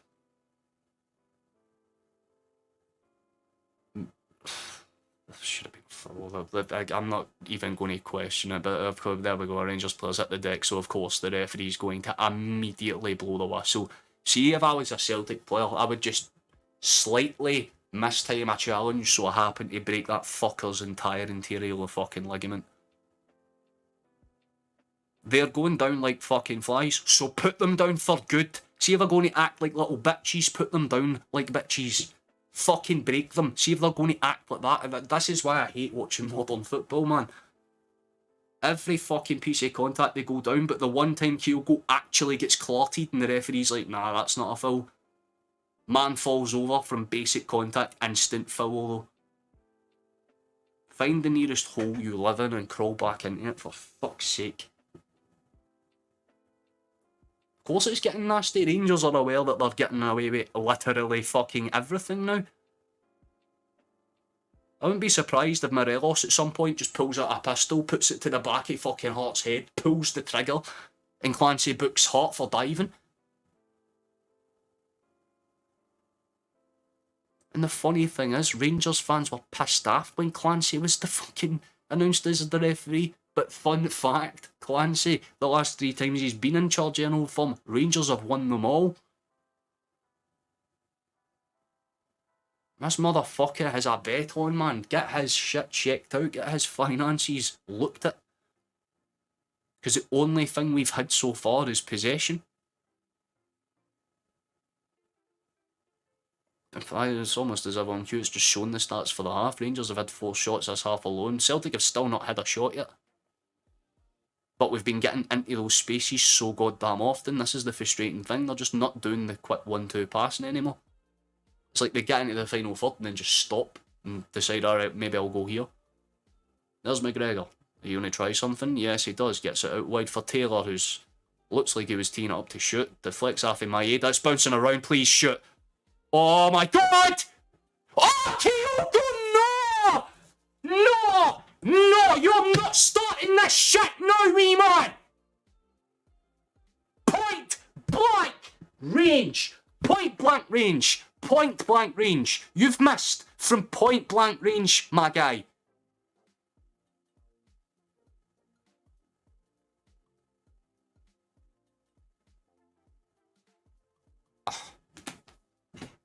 This is like watching a game of FIFA, except the graphics are so much fucking worse. Why? Why do you miss? Is it just a formality that there's a bingo box that these fuckers need to tick off? Miss a sitter, hit the woodwork, have a mistake for the back line, have the goalkeeper fuck up at least twice. We should be fucking winning this game. This shouldn't even be a contest, and these cunts are making it so difficult. God damn. Offside or not, guys, it should have been a, like, fucking hit it in at least. And now they're just trying to be, get my ass the puck. My god, I'm actually getting really fucking annoyed watching this now. Because it's not like I'm watching Celtic, it's like I'm watching Ross County. Fuckers don't know where they want to be half the time. I feel bad for McGregor, because this motherfucker's covering about 80% of the midfield on his own at this point. Barisic has it out left. Good whip ball, really good whip ball in to be fair, but it's just about dealt with by Carter Vickers. Forward we go now, out wide for Maeda. This is where he has to use his burners. Plays it in behind, Kyogo. Puts weight. Moy just gets off. Get this fucker off the pot before I go there and drag him off myself. The fuck are you two doing? I think it's a training session. I'm actually... Kyogo's not offside there. Show the thingy like... No, he's definitely not offside there. Still fucks it with the pass anyway. Again, case in point, you still should be getting those chances in so there's scoring opportunities. They're fucking squandering it any time they get into the final. Fuck, man. It's so fucking dumb. He gave Kyogo's offside because he's wearing a green and white shirt. Guys, you know this by now. Did they just give a foul on... I'm going to fucking lose it. Rangers are going to win this game just based on the shit that I'm watching right now.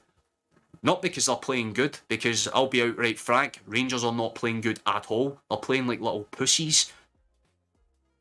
But they've been literally getting everything handed to them by the referees so far, at least in terms of the second half. Every decision has quite literally gone in their favour. Jota hits it, it's off the side, fucking side net, and good attempt to be fair, but I'm actually just getting more and more pissed off watching this.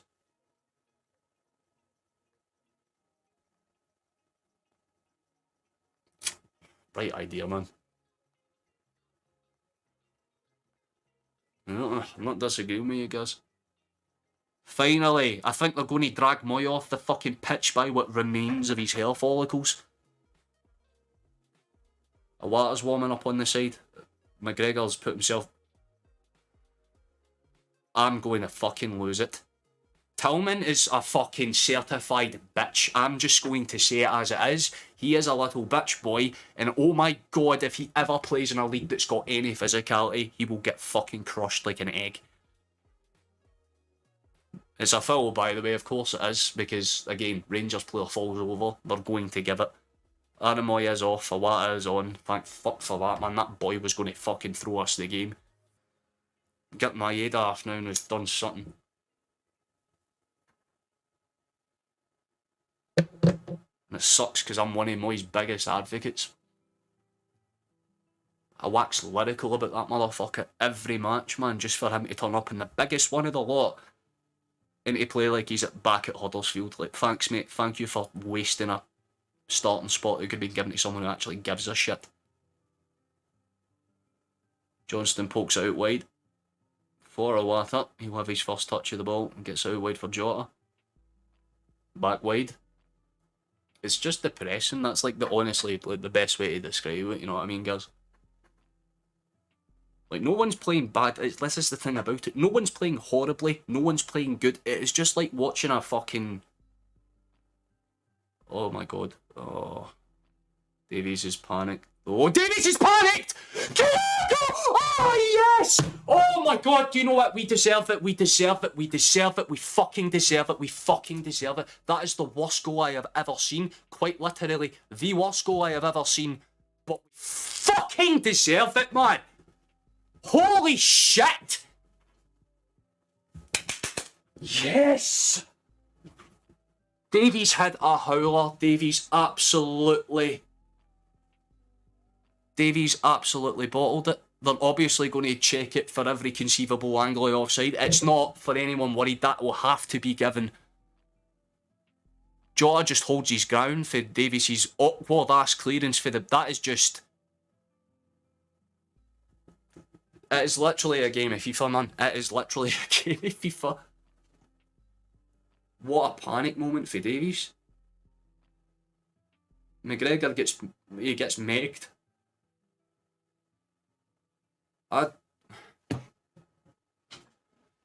Jesus, man. Jesus, I'm not ready for this, man. I'm not ready for half an hour of just pure and utter fucking pain. Well, one of two things happens from this point. Kyogo's now top goal scorer of the league, by the way. But, yeah. The next goal of this game pretty much decides it. If Rangers score, fair enough.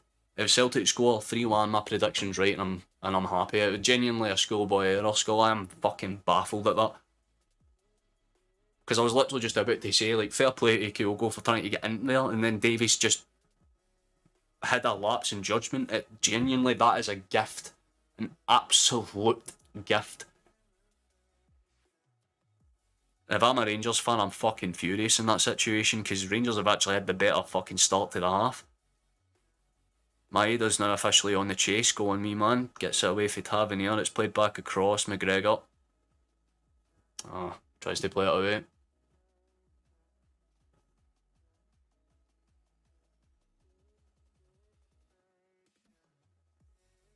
Good play in behind. Fair play McGregor, and he's going to continue the chase actually, and he's managed to win the ball back.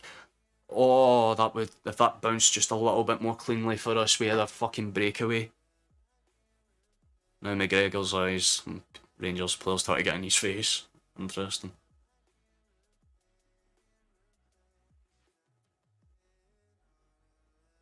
This has been one of the strangest old forms I've ever watched, and in so many ways. It's in towards Taylor at that kind of right inside of the corner. What a touch as well, by the way, for Taylor. Gets it in. Kyogo! Oh my god, Kyogo.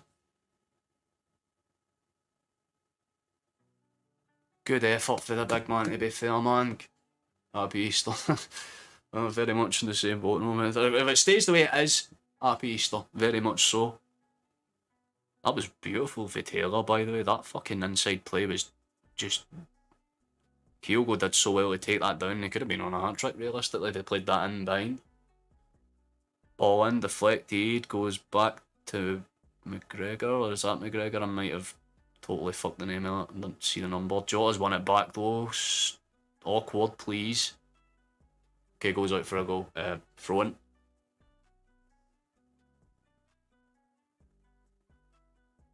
We had hope. Well, that's the thing, guys. You still have plenty of fucking time, man. There's like, how many minutes? I mean, on my screen, there's just about 66 minutes gone. Maeda's just about broke down the left. He's lost out to there. Tavernier's been wiped.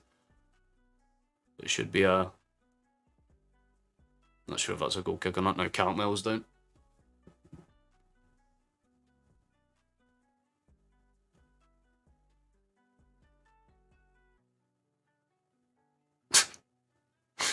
Oh, I've seen that shit, man. I think Cantwell just got, like...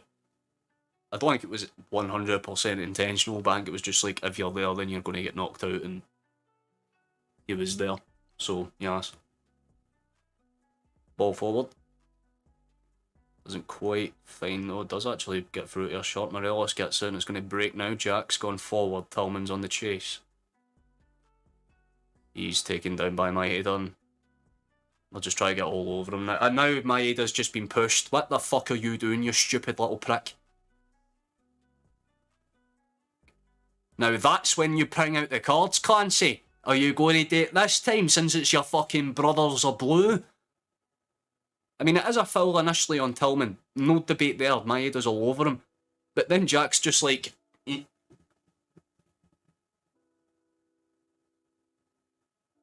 Conveniently no card though. I mean, McGregor was given a yellow card for much less in the first half, but we'll just completely and utterly just let that slide, because why not?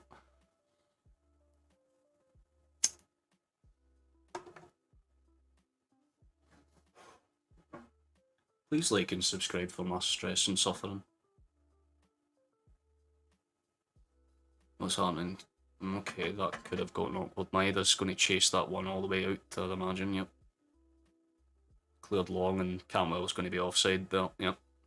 You could tell that just even before he started his run.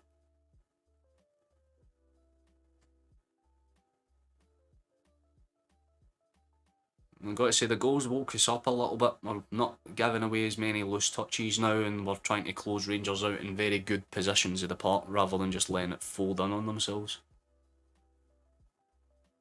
So I'm quite happy with this, no complaints at all. Ball's been played out. It's going to deflect up awkwardly. It's headed back, and it's actually found a way through a Celtic shot. Taylor's got it. Still finds his way through. Tillman's officially off, by the way. They know that he was going to just get fouled every single time. Listen to the whole Paradise singing, trust me, that's why I've been sitting in silence every time they stop like a new chant, because I can hear it very quietly. Like I said, I've got my headphones on so I can hear my PC more, but again, like if I unmute this, I can probably...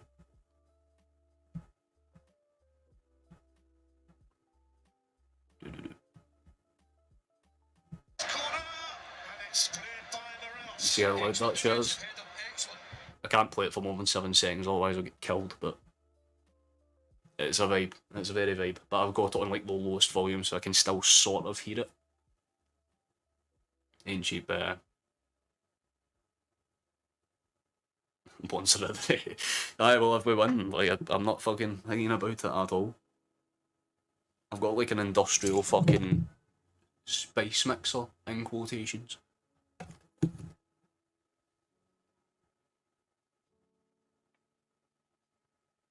Oh, okay, Rangers have actually done really well to get past here. Barisic is going up that left-hand side and he's got flat-lined. In fairness, it's going to be a foul. Surprised Maeda's not been booked. He's committed more fouls than all the Celtic players combined.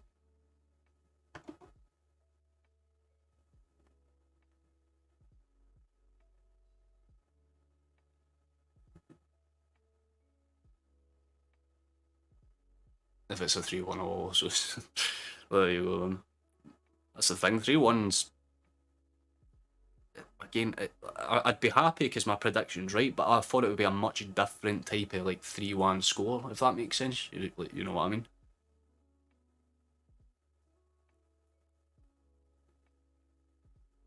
Out wide for Taverny up. Does do well to get it inside for Sakala. Can't well. Nearly pickpocketed, I think, by O'Reilly there, but just about galled, and this time it's won back beautifully, and it's a foul, of course it is. It's always a foul if someone goes down that's wearing blue. I forgot that rule. Please explain how it was a foul. Jota literally gets the ball kicked into his fucking face. It's just a fucking joke. It's another set-piece chance on the edge of the area, so I'll be curious to see what they do.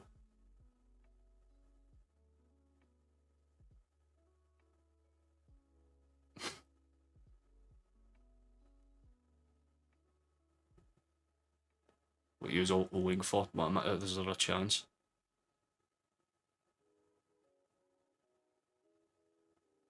Oh wait, no way, are they doing what I think they're doing? I need to unmute. They normally do, Haksabanovic. Wait. Listen to that, man.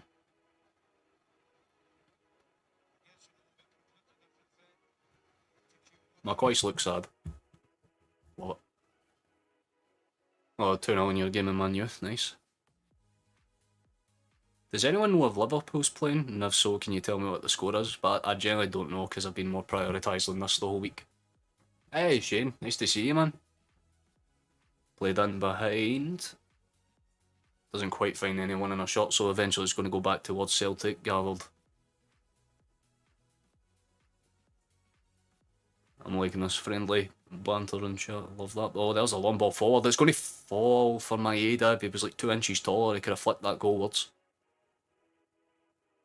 I think it would make sense to probably bring on in a few minutes just to kind of make sure that we're fine and sorted, you know what I mean? Joe's Hortus gets it forward. They really don't like going backwards, Barisic.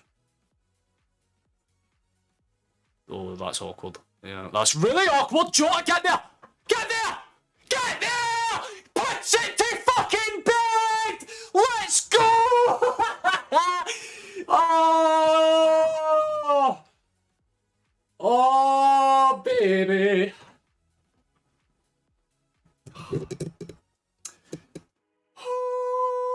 It's fucking 3! Prediction is on! What the fuck happened there? I think is that Davies again? Man's just throwing it. Or was that Jack with the back pass? I'm not sure. I think it was Jack with the loose touch. Jota gets there, rounds McGregor, And beautiful shot for that angle. If you're not left-footed, that is a very hard shot to take. But guess what, bitch? Jota is left-footed, so it fucking goes in. 3-1. Game, set, and fucking match. League. Game, set, and match. My fucking heart. Game, set, and match. We're vibing, gentlemen. Yes! Up them. Sorry, guys. I do feel sorry for you, because, again, you've suffered probably, arguably, if not way more than we have, but...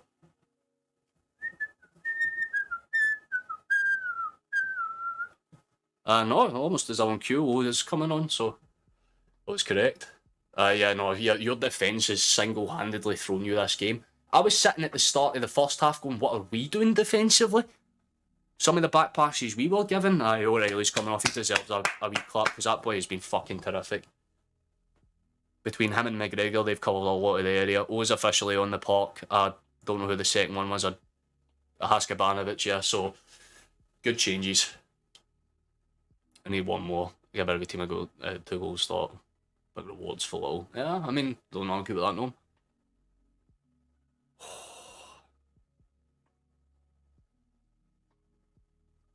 I love that. Hey there, you with the sad face, come back to my place and live it up, 'cause you're shite! Up yees! Even when we're at this level of shit, we're still 3-1 up. We are never going to lose a game.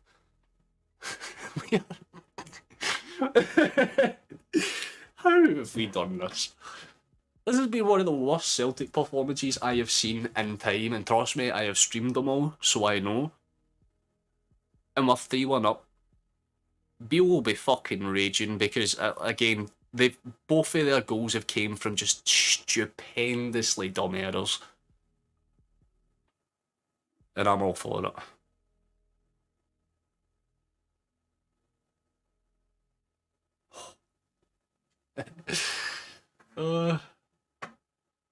How long left? On my screen, it's just gone 76. Oh my fucking god! My Adavi got there. There was another touch on.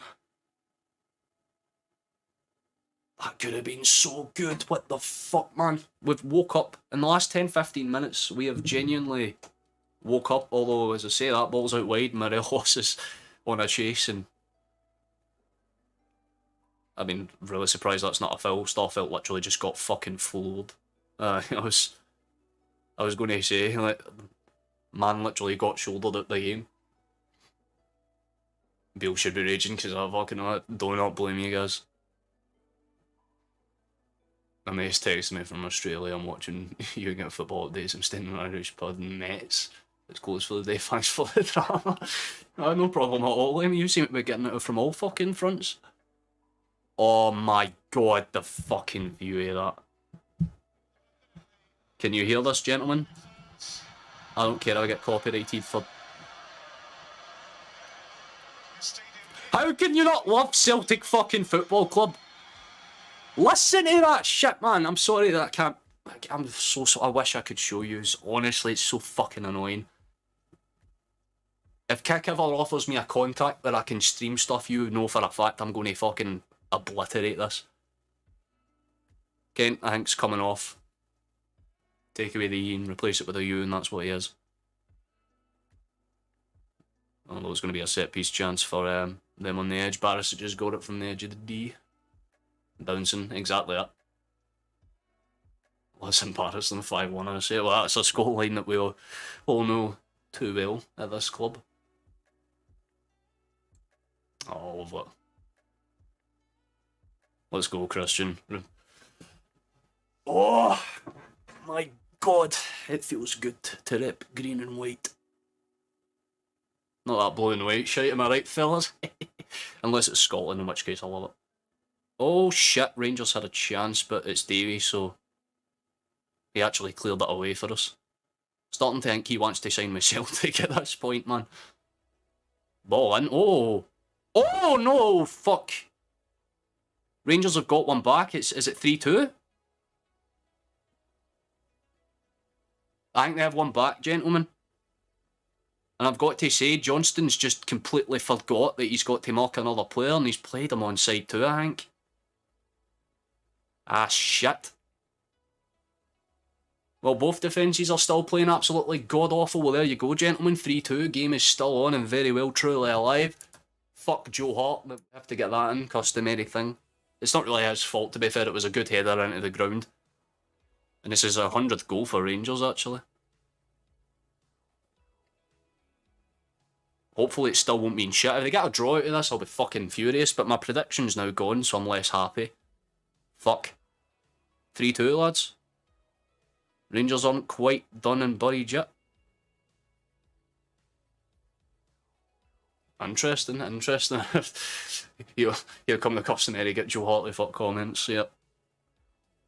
Although I've got to say, if there's anyone that you can pin that one on, it's more or less Johnston, but again, it's hard to mock two players at once. They've got it from the edge of the D here. They could do something with it. Cantwell's played it out wide. Do not fucking do this to me. Oh my fucking god, they've just went to the side of the post. They've just went to the side of the post. Right, defenders. Defenders. Wake up. Stop. Do not do this. I will scream. Tavernier was inches away from making that fucking 3. I hate this with a passion, lads.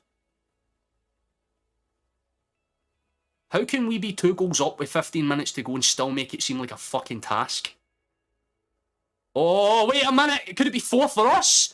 We've just been decked in the box. Kyogo's still got it. Although he just seems to be more prioritised about getting it to the edge of the corner flag. He's eventually decked. It should be a foul. Oh, I have faith, Shane. Don't worry about it. Again, I'm not like I was at the start of the half, because we are playing a bit different. Definitely a call for a penalty there, although it's a definite off-the-ball incident. Which means Clancy will not look at it, in other words. Highly doubt it anyway.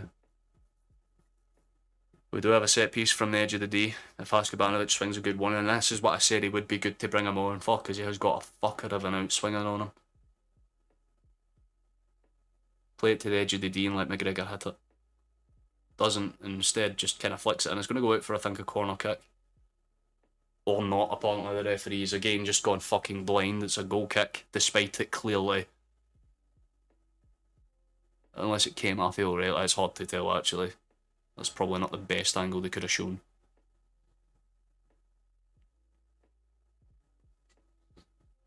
Oh, this is getting tense, gentlemen. This is getting tense. Oh, I just realised we're 1 sub away for 580. So if you haven't done that already, be the one. I'd appreciate it.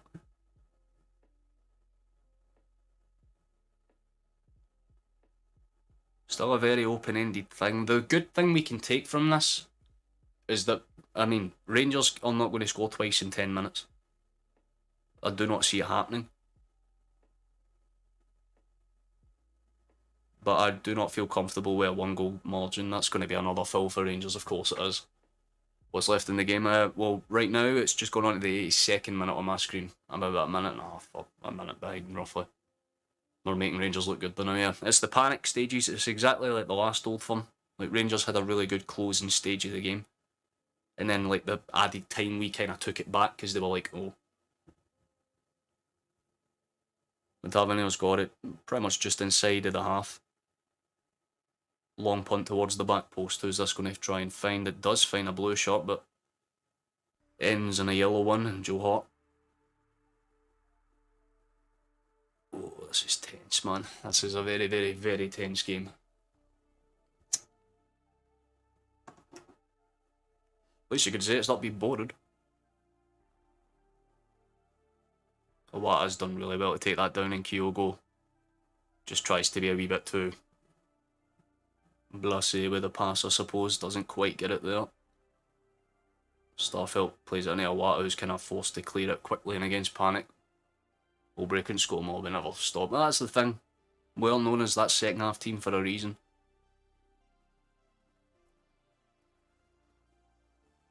Oh. Oh, there we go, and as we say that, there's a break on. McGregor gets it through. Maeda still going. Doesn't quite do enough, man. Right idea, but doesn't do enough there. I think he's closed out by Suter.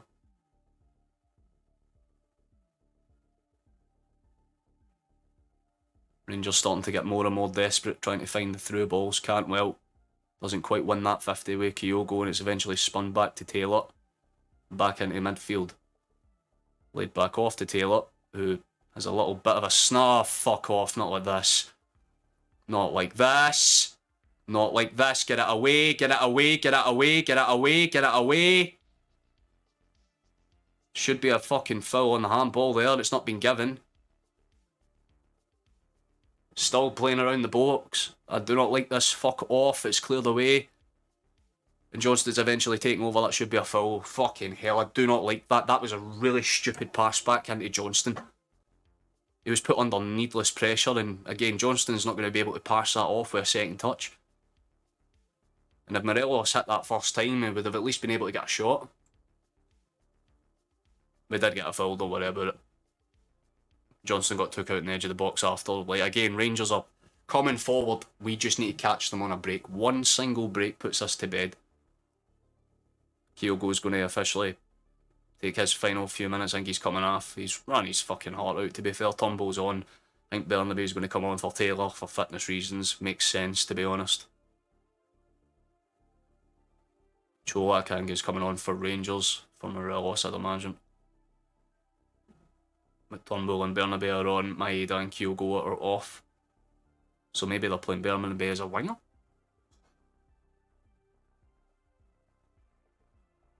Yeah, not the dumbest thing I've seen.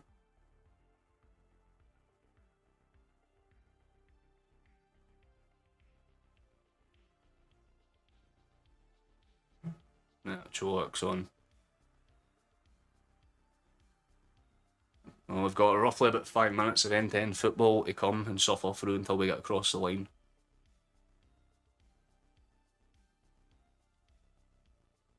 Lundstrom's there as well. So their changes, obviously, Lundstrom, Cholak, and I think Wrights came on as well.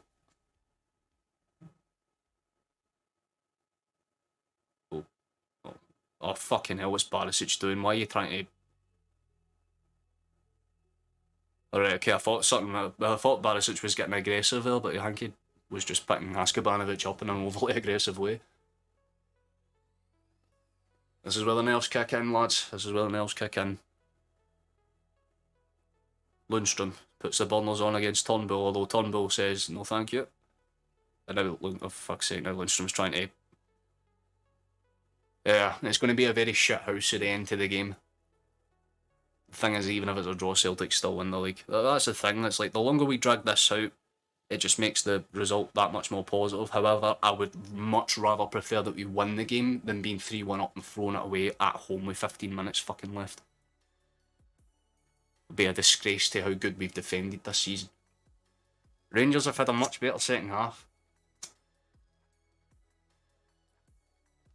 But Celtic have just done that little bit more at the right times, putting the pressures on. I've constantly have to keep going back to this joint. Usually I finish this at the end of the stream and then I end it, but there's not much left.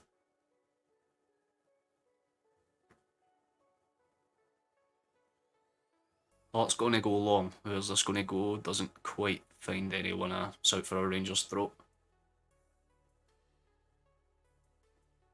Back towards Barisic, who in turn finds Davies, and they'll try and rebuild up. He's left it for McGregor, my bad.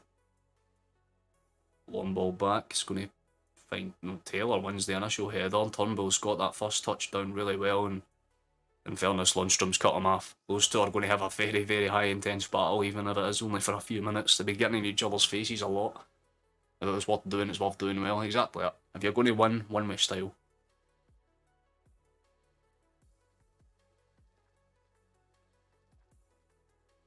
It's been a much better second half in comparison to the first. Both teams have put a lot more urgency in their play, but you can talk about the disallowed goal as much as you want, guys, but it was disallowed for a pretty fair reason. It depends on how you look at it. I mean, I've seen much worse being discounted off for Celtic, so I sit there and look at that and go, yeah. Oh my fucking god, he's just been left in a heap. Please put it to bed. Bernabe! Why did he try and square it? Why did he try and fucking square it? Why would you square it in that situation? I don't give a fuck if you're a fullback or a goddamn leprechaun. Hit it towards the net, man. We could have put that... That could have been it. Over. If Bernabe took his fucking chance there, but... that's the thing. Slowly edging our way there, though. Slowly. Each minute is a minute closer to success. Just getting there.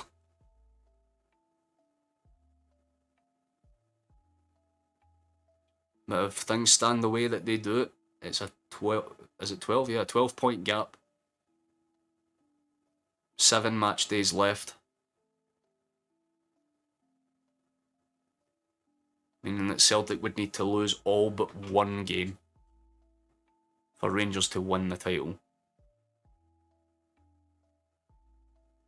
But my priority is on winning this game. Just get over the line, get it done, so I can scream in absolute fucking victory, please. Hearts punting it, goes long. Deflects down, bounces around, McGregor gets it under control, deflected away and up. Doesn't find anyone in necessary effect, but it's going to bounce down. Starfelt gathers.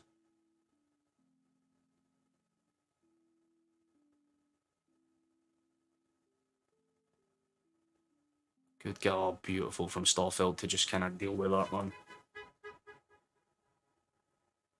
People already took their horns in my village. Very Celtic village. 5 additional minutes, gentlemen. 5 additional minutes. And this title race is as good as over. Please. Just do not bottle it now. Good pressure from Bernabe Ferro. It's just a quick fault. 2-0 for but is that in the Man United game? I'm taking it. Towards midfield, Rangers come forward, deflects a little bit, could have gone anywhere, but it's going out wide. They played advantage. Carter Vickers just kind of squat heads it clear. Johnston spins and puts it as far away as possible. It's back towards the halfway line. Forward it comes. Just stood. Best thing you can be in this situation is probably that, to be fair, no. Joe Ox been taken down, although I think it's been given out for an was it offside or right to play? It was a really good break for Rangers down that left-hand side, although it's been given it for offside. Sakala was definitely just leaning into that position. And each minute we get closer.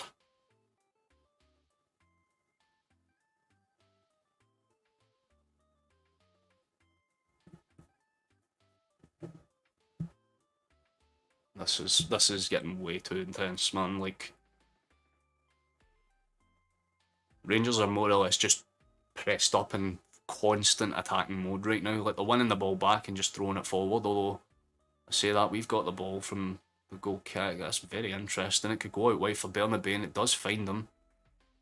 Although again, Tavernier just puts his body in the way to kind of get that one clear. Entertaining result. Yeah, no, it's a very, very entertaining second half. It's been a much more interesting second half. Both teams have upped their game significantly in comparison to the first half. But Celtic have just simply taken their chances that little bit much more. Because again, Rangers have had opportunities, but Celtic have had a few more chances. And they've came in clutch for us. I think Rangers have had the better second half in terms of attacking, prowess. But the better chances this half have definitely fallen Celtic's way. Minus the Morelos chance that Joe Hart had to really save, but each minute we're getting closer. It's a foul on the edge of the box, so we'll do our best to just burn valuable minutes off the clock, because realistically, that's all you can do at this point. Best case scenario for Rangers is that they get a point for this, and even then, doesn't look very likely because we've got in behind. Although I think it's been given for offside. Forward long punt. falls for a water and it does find a way through, doesn't find anyone in a Celtic shot though, so this is a final call for anyone that wants to. You can subscribe, oh my god. But yeah, you can subscribe and like and all that, all the support's very appreciated. That's a really good break, to be fair, man. It could have gone anywhere. There was a lovely ball in for Turnbull. He gets it across and Lundstrom just kind of puts his leg in the way. We ain't got too long left. We ain't got too long left. Turnbull's at the corner flag. Should be us. Yeah, it's a goal kick in a minute. 1 minute left. 1 minute left. That's all we need.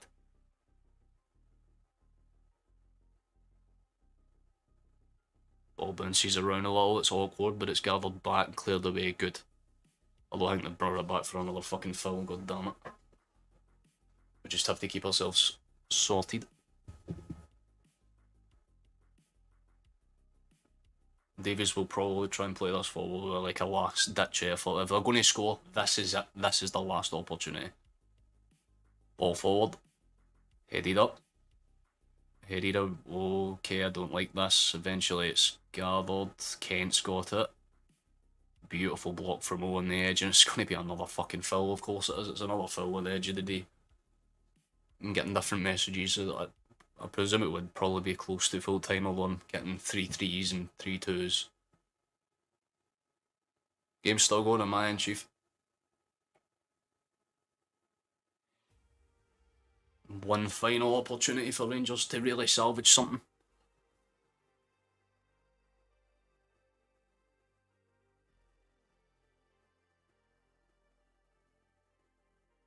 It really is make or break, but to basically seal the title in absolute style.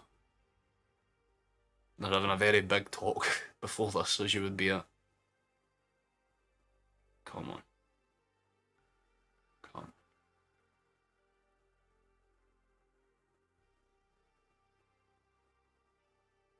Oh, it's over. It's over. Blow the whistle. Blow the whistle. Blow the whistle. Blow the whistle. Blow the whistle. Blow it. Blow it now. You've loved doing it the entire match. You fucking blow it.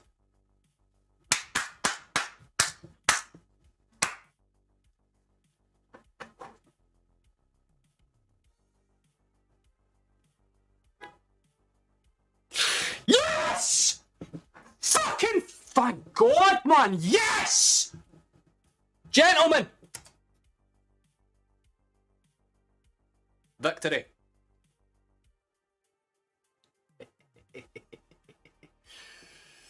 Oh, this is how it feels to be Celtic. Champions again, as you know. Oh, that is fucking beautiful. We've earned every single fucking bit of that today, man. It's been a very hard fought battle for Rangers. Give them their due. Give them their due. Gaz, fair fucks to you for still having optimism the entire match, but when push came to shove, there was only one team that can fucking do it in Glasgow, and it's us. That's match day 31 of 38, I believe, mate. So there's 7 games left, 21 points to play for, but a 12-point deficit, meaning Celtic would need to lose half of their games and basically draw the rest. So as long as we pick up around 4 points, Rangers are not going to do anything. Again, they would need to beat us in their next match regardless. Like, now their entire focus will be winning that cup game. Thank you for the streams. Oh, I appreciate that, Joe. That's very sweet of you. Congrats on winning the league in the game. Likewise to you guys. Unlucky. Commiserations. Fair enough fight, man. Fair enough fight, but we had up. We had up. Appreciate it, no. Appreciate it. Yeah, very much on the same board with that one as James. Ugh. Fucking, I don't know what it is, I just bring a charm to this. Ever since I've gone live, we just don't lose, so I'm glad that it worked out today, but again, you have to, I'm going to unmute this for like a second. Like I said, I can only play.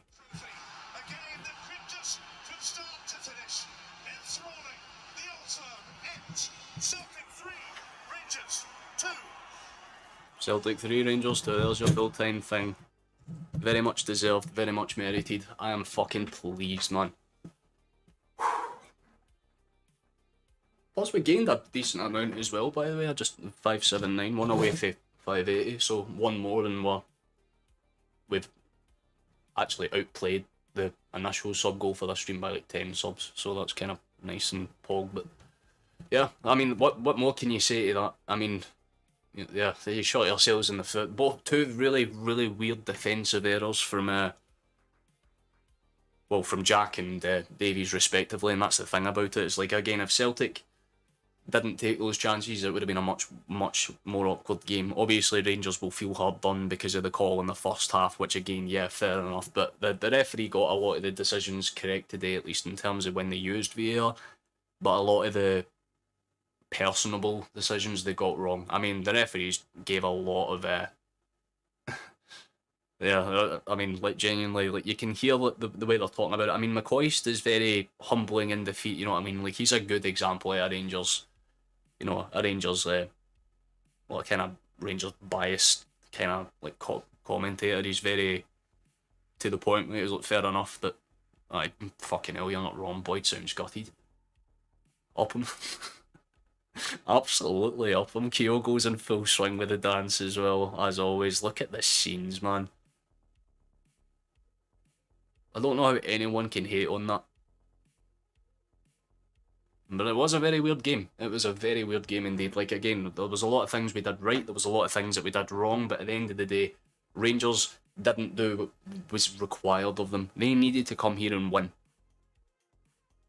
It looked at one stage that they could have salvaged the draw, and then that third goal really put it to bed. That third mistake for Jack, that really just sucked it out of them, really. And I mean, in fairness, like, Tavernier will get a lot of credit for how he played as a, you know, against Celtic. If you're a captain scoring twice against them, you'd be like, you up, fair enough, respect. Now to go to Chris Boyd, exactly.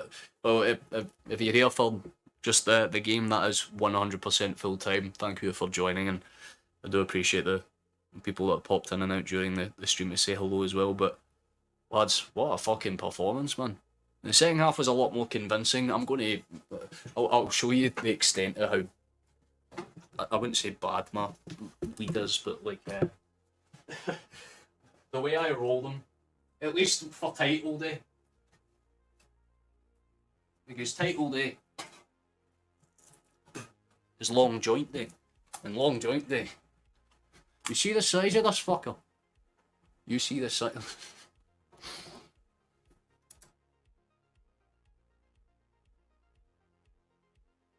Oh wait, Freelancer, that is a perfect song to come on for a title. Let's go. Oh, I can do the fucking yas. 2 minutes. Oh.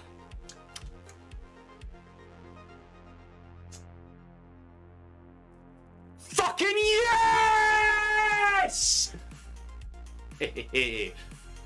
Victory! Champions! All of the words, all of the key phrases.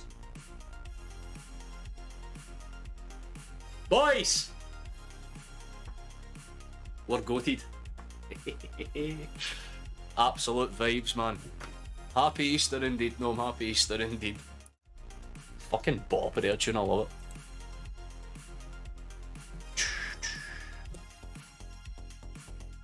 Yeah, cannot argue with that. Rangers put a lot of good fight in, a lot of respect has to be gained to them, but at the end of the day, there was only going to be one. Ugly, but well, thank you, Gordon. I love that. Sorry, I love that. Fair enough. Salty much, salty boy. I appreciate that, although. But yeah, I mean that pretty much wraps up with at least the main aspects of the game. I mean, was there any actual? I should have checked that before I went off the screen. There's no way of us coming back. That's the thing, guys. Like, you didn't perform great, admittedly, but you didn't perform terribly bad. I mean, what is the overall?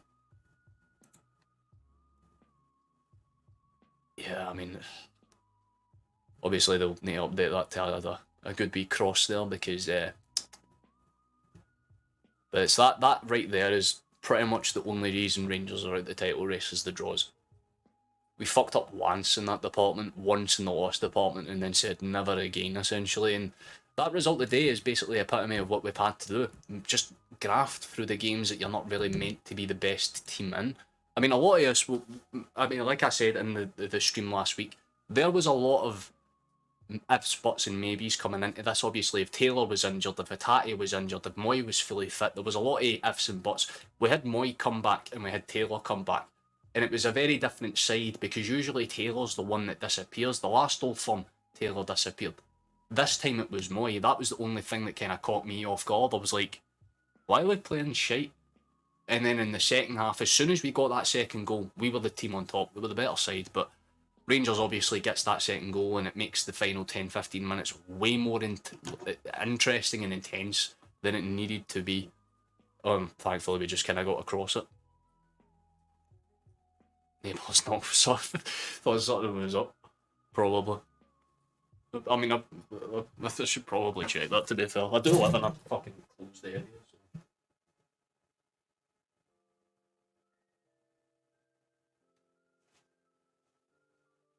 Probably are. Because there's Celtic fans that live in the same floor nowadays, so they probably heard the commotion. I'll be used to what I won. Aye, exactly that, Fizz. I mean, at the end of the day, we got across the line, everything was good in life and we don't have to worry. I mean, realistically, title's done, it's over with, I can relax, I can chill out, don't need to worry. The rest of my day is basically happy. I mean, my flu's starting to finally clear up after like 7 straight days of just sheer awfulness. My team's won, top of the league, comfortably, and will be forevermore. I'll be dressing my wounds for the rest of the day.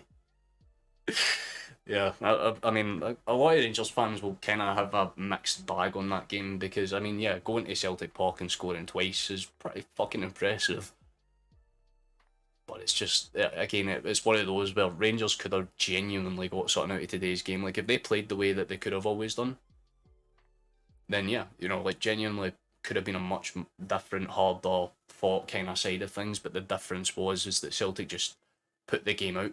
Rather than doing what we usually do, which is leaving the game till late and scoring in, like, you know, your 80 plus minute and then taking the game from there. Like, the kids are dancing in the garden. Oh, that was sweet. They're entitled to have some joy in their lives. I mean, that's the one good thing about that. I mean, there is nothing for us to worry about now because Rangers cannot catch up. Regardless, I mean, even at 9 points, they couldn't. Let's be honest. Even if they won today's game, they would have still had that 2-game deficit. And yeah, it would have been a bit more interesting if that happened, because if that did, and they'd won the next Old Firm, things get interesting. But even then, there's still that 3 points, and I wouldn't see Celtic losing any other team except Rangers. Rangers might win the next one just out of spite, just out of sheer utter spite. But I don't see that happening. Again, Celtic have a point to prove. If there's a chance for a treble on, it'd be lovely to do it. And again, the only team that stands in our way is realistically the one that did literally just there. And even though we weren't at 100%, we weren't playing the best of the best, we still played well enough to win a game 3-2 against our fiercest rivals in a very heated match. And that's the thing about it, is that we could have folded in on ourselves. Again, like the mistake that led to that first goal, you think, I mean, fair enough, bit shit, but cool, whatever. Tavernier scores a belter.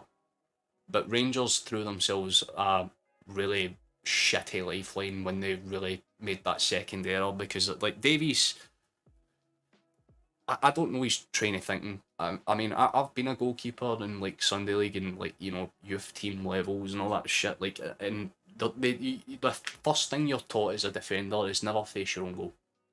Never. It's never wise to face your own goal unless you're passing it to the goalkeeper. And Davies the entire time was trying to, like, shimmy the ball, like, guard it out. But there was 2 Celtic bodies in front of him and it just made that mistake. You know, and it beat Celtic on the 25th. Yeah, because realistically the cup finals, the only thing you've got to try and deprive Celtic of at this point, because I'm not going to say if we beat Rangers we're guaranteed the trophy. It's never that simple, but obviously if we win that semi, it makes it a, you know, almost a formality at that point that we need to win the treble, because obviously if that's the expectation of this club and that's the minimum kind of, you know, requirement, fair enough, that's what we'll do, and that's exactly how we've kind of gone about it. It's just showing the stats there. A lot of them really, I mean, Rangers fans will kind of, like, again, I'm trying to take the positives out of the performance for you, but again, besides the goals, besides Tavernier maybe doing alright, there's not really much to say. We've won the league with 12 points as easy if Rangers like lose to Hearts or Aberdeen, we get 15 or 18, and then away match on the and then the Scottish Cup. If we beat them the day, we should win the Scottish Cup game and win it all. And that's what a lot of people were looking at today's game as, because obviously a lot of people would have been like, well, if Rangers are going to like go full strength, what will Celtic do to counter it with the injuries? And obviously Hatate was a big miss today. Like the midfield play just didn't look the same. So again, he was a big miss. But besides that, everything else worked out for us. Everything else clicked, and everything else was fine. So I'm happy. I'm content. I don't need to sit here and say that, you know, Celtic played their best, because everyone that's still here knows that that's not the case. But again, Rangers didn't play at their best either, so that's the only positive to take, is that, again, on another day, Rangers won that game. But the fact of the matter is, Celtic just always seem to be able to just do that, and that's the thing. A champion's performance, or a champion's elite performance, is always determined by those types of games. You're very tight. You know, it could go one way or the other, but it always just falls your way. That's Celtic's bread and butter. And that's what today's game was, because essentially after that field goal went in, yeah, we knew it was won. So Rangers just kind of went all out, and it caught us off with that early Tavernier goal, and, you know, it's just one of those. But again, it always comes down to a circumstance, you know what I mean? A bunch of players could get injured for now to the next game, and, you know, it might make it a little bit more difficult. And obviously, I don't know the extent of the injury list or how long Hatate's going to be out for, but again, it's kind of obvious that he was a big miss today, so it's a case of getting everyone back fully fit for that next Old Firm. They're just showing all the highlights in the corner of Johnston's like performance today, because between him and McGregor, I think like McGregor probably deserves man of the match. Obviously, Furuhashi scored twice, but I think McGregor was just everywhere today.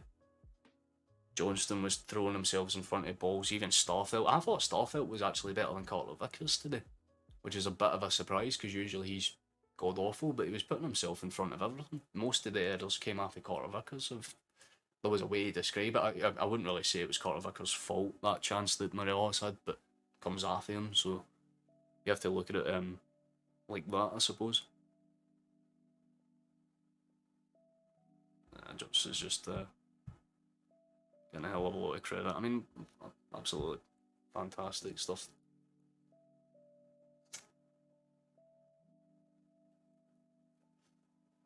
My prediction might not have been correct, but I'm not going to sit there and fuss on it too hard or anything like that.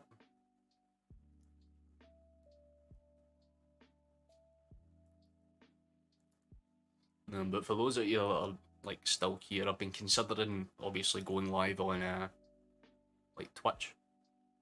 Like I've been speaking a lot with Flash, like behind the scenes stuff, kind of stuff like that. But obviously I know that people might want to watch me for things other than, you know, this football.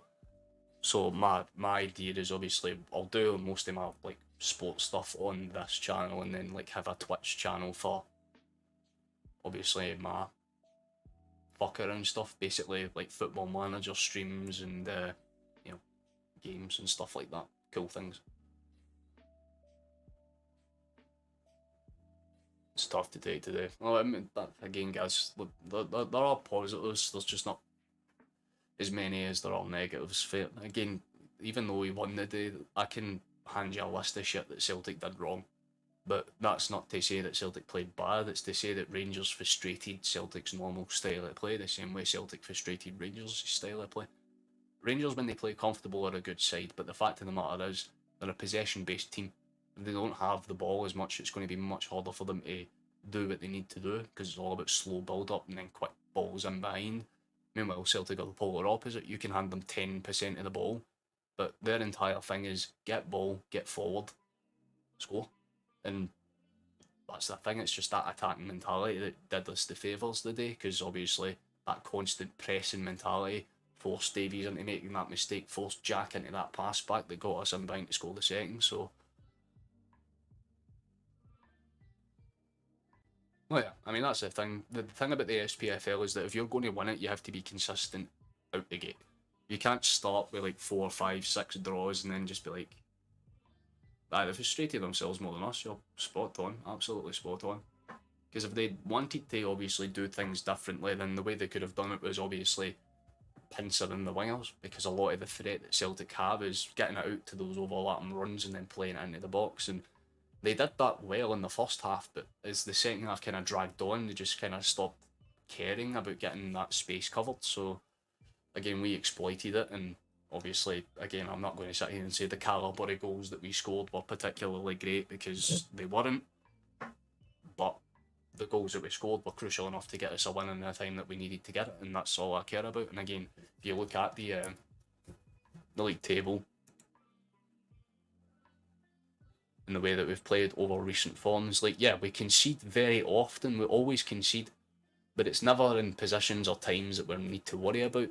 But in that game, obviously, today, we weren't that much better than Rangers, but we held more of the ball in them. And like, if you look at any game that Rangers play, they need possession to win a game comfortably, or even if it's a case of games like this, they still need, 70% of the ball. Let's go to what's the last close game I can think of? Probably this one.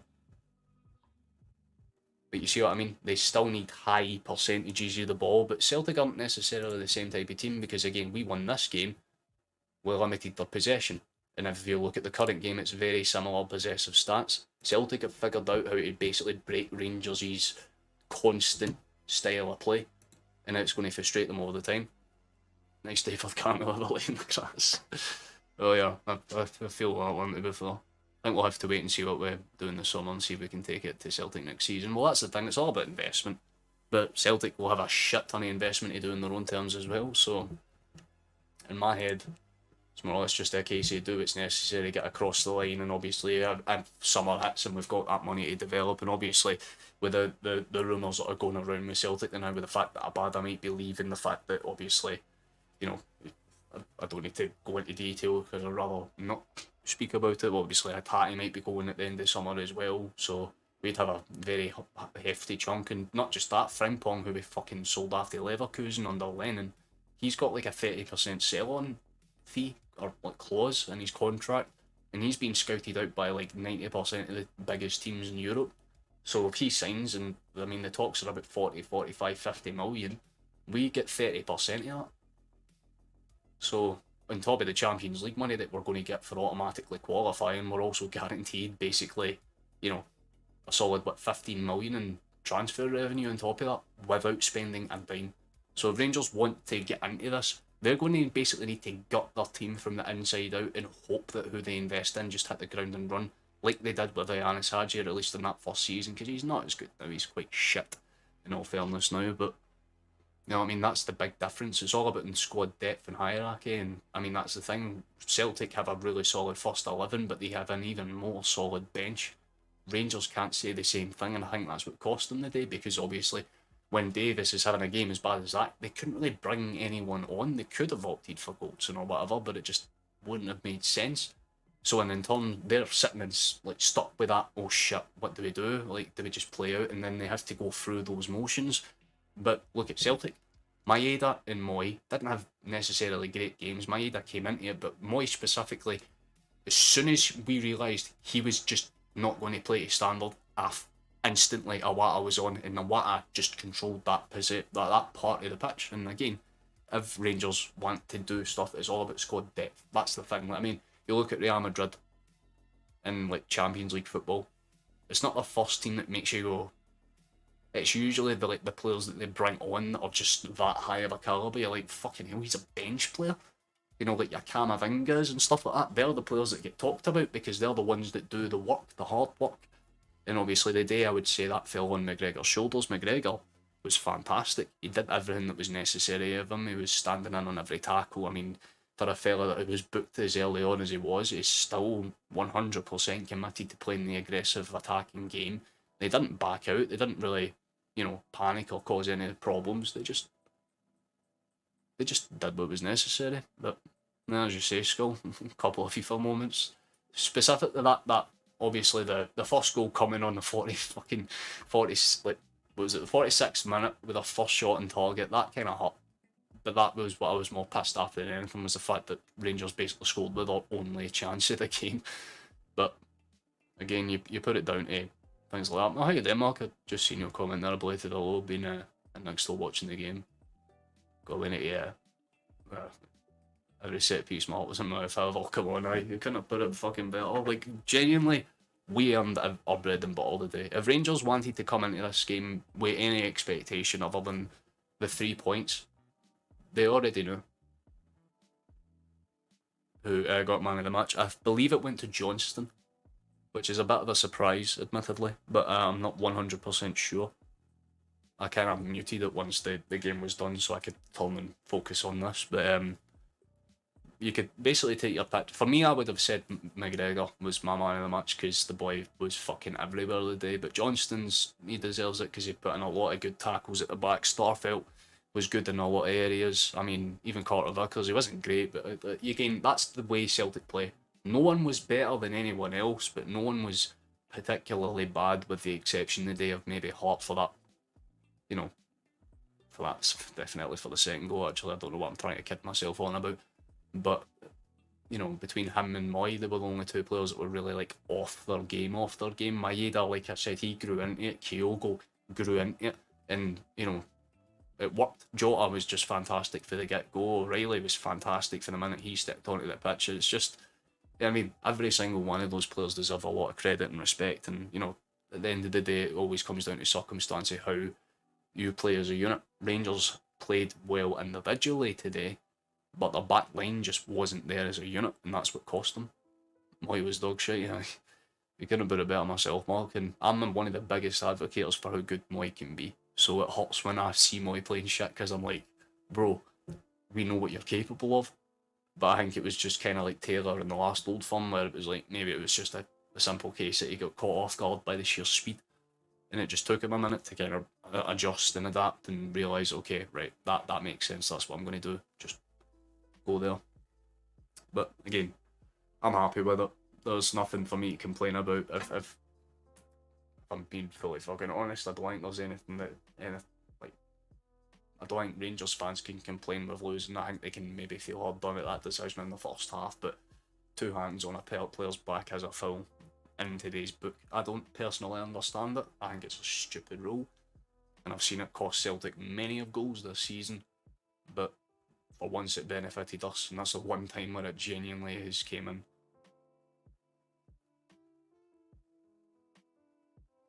You saw the fridge last weekend buying a new Land Rover. I'm fucking fair enough, man. Ask him for a fucking joyride.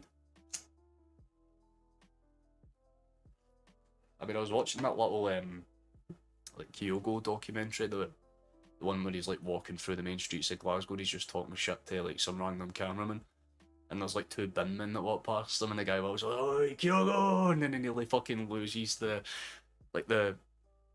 bins that he's like pushing along, like they start rolling away. It's like, that's why you love this club, man. The passing today was not good. Yeah, I mean, that's what I was talking about that earlier on, but Haitati is usually that anchor player that pings away those passes, so we missed them today. Like, obviously Moy had to be a lot more direct, so he was running back a lot more, and it just tired him out. Obviously McGregor played in his normal position, but O'Reilly was basically trying to play like Haitati, which was a little bit different, you know what I mean?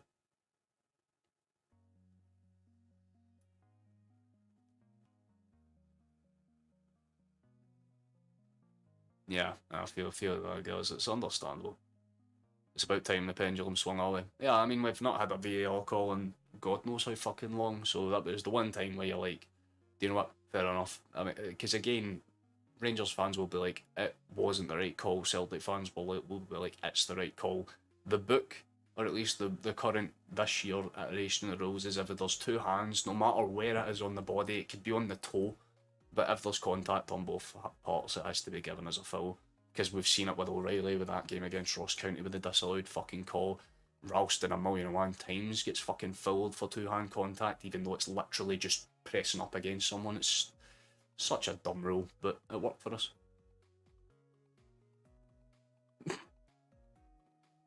Monroe's notorious 400 bargain buckets. Oh, I mean, he did look lethargic today, in fairness. Our team is a joke, and I just pass at the same time and time again.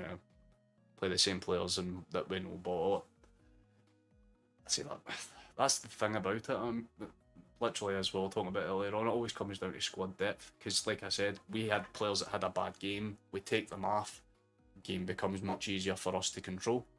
Rangers don't have that same depth. I mean, yeah, like, I mean, I always say it, I think Kovac should be a fucking starter over Morelos. I think Morelos is dug in comparison to Cholak, because at least Cholak scores goals consistently enough to call himself a striker.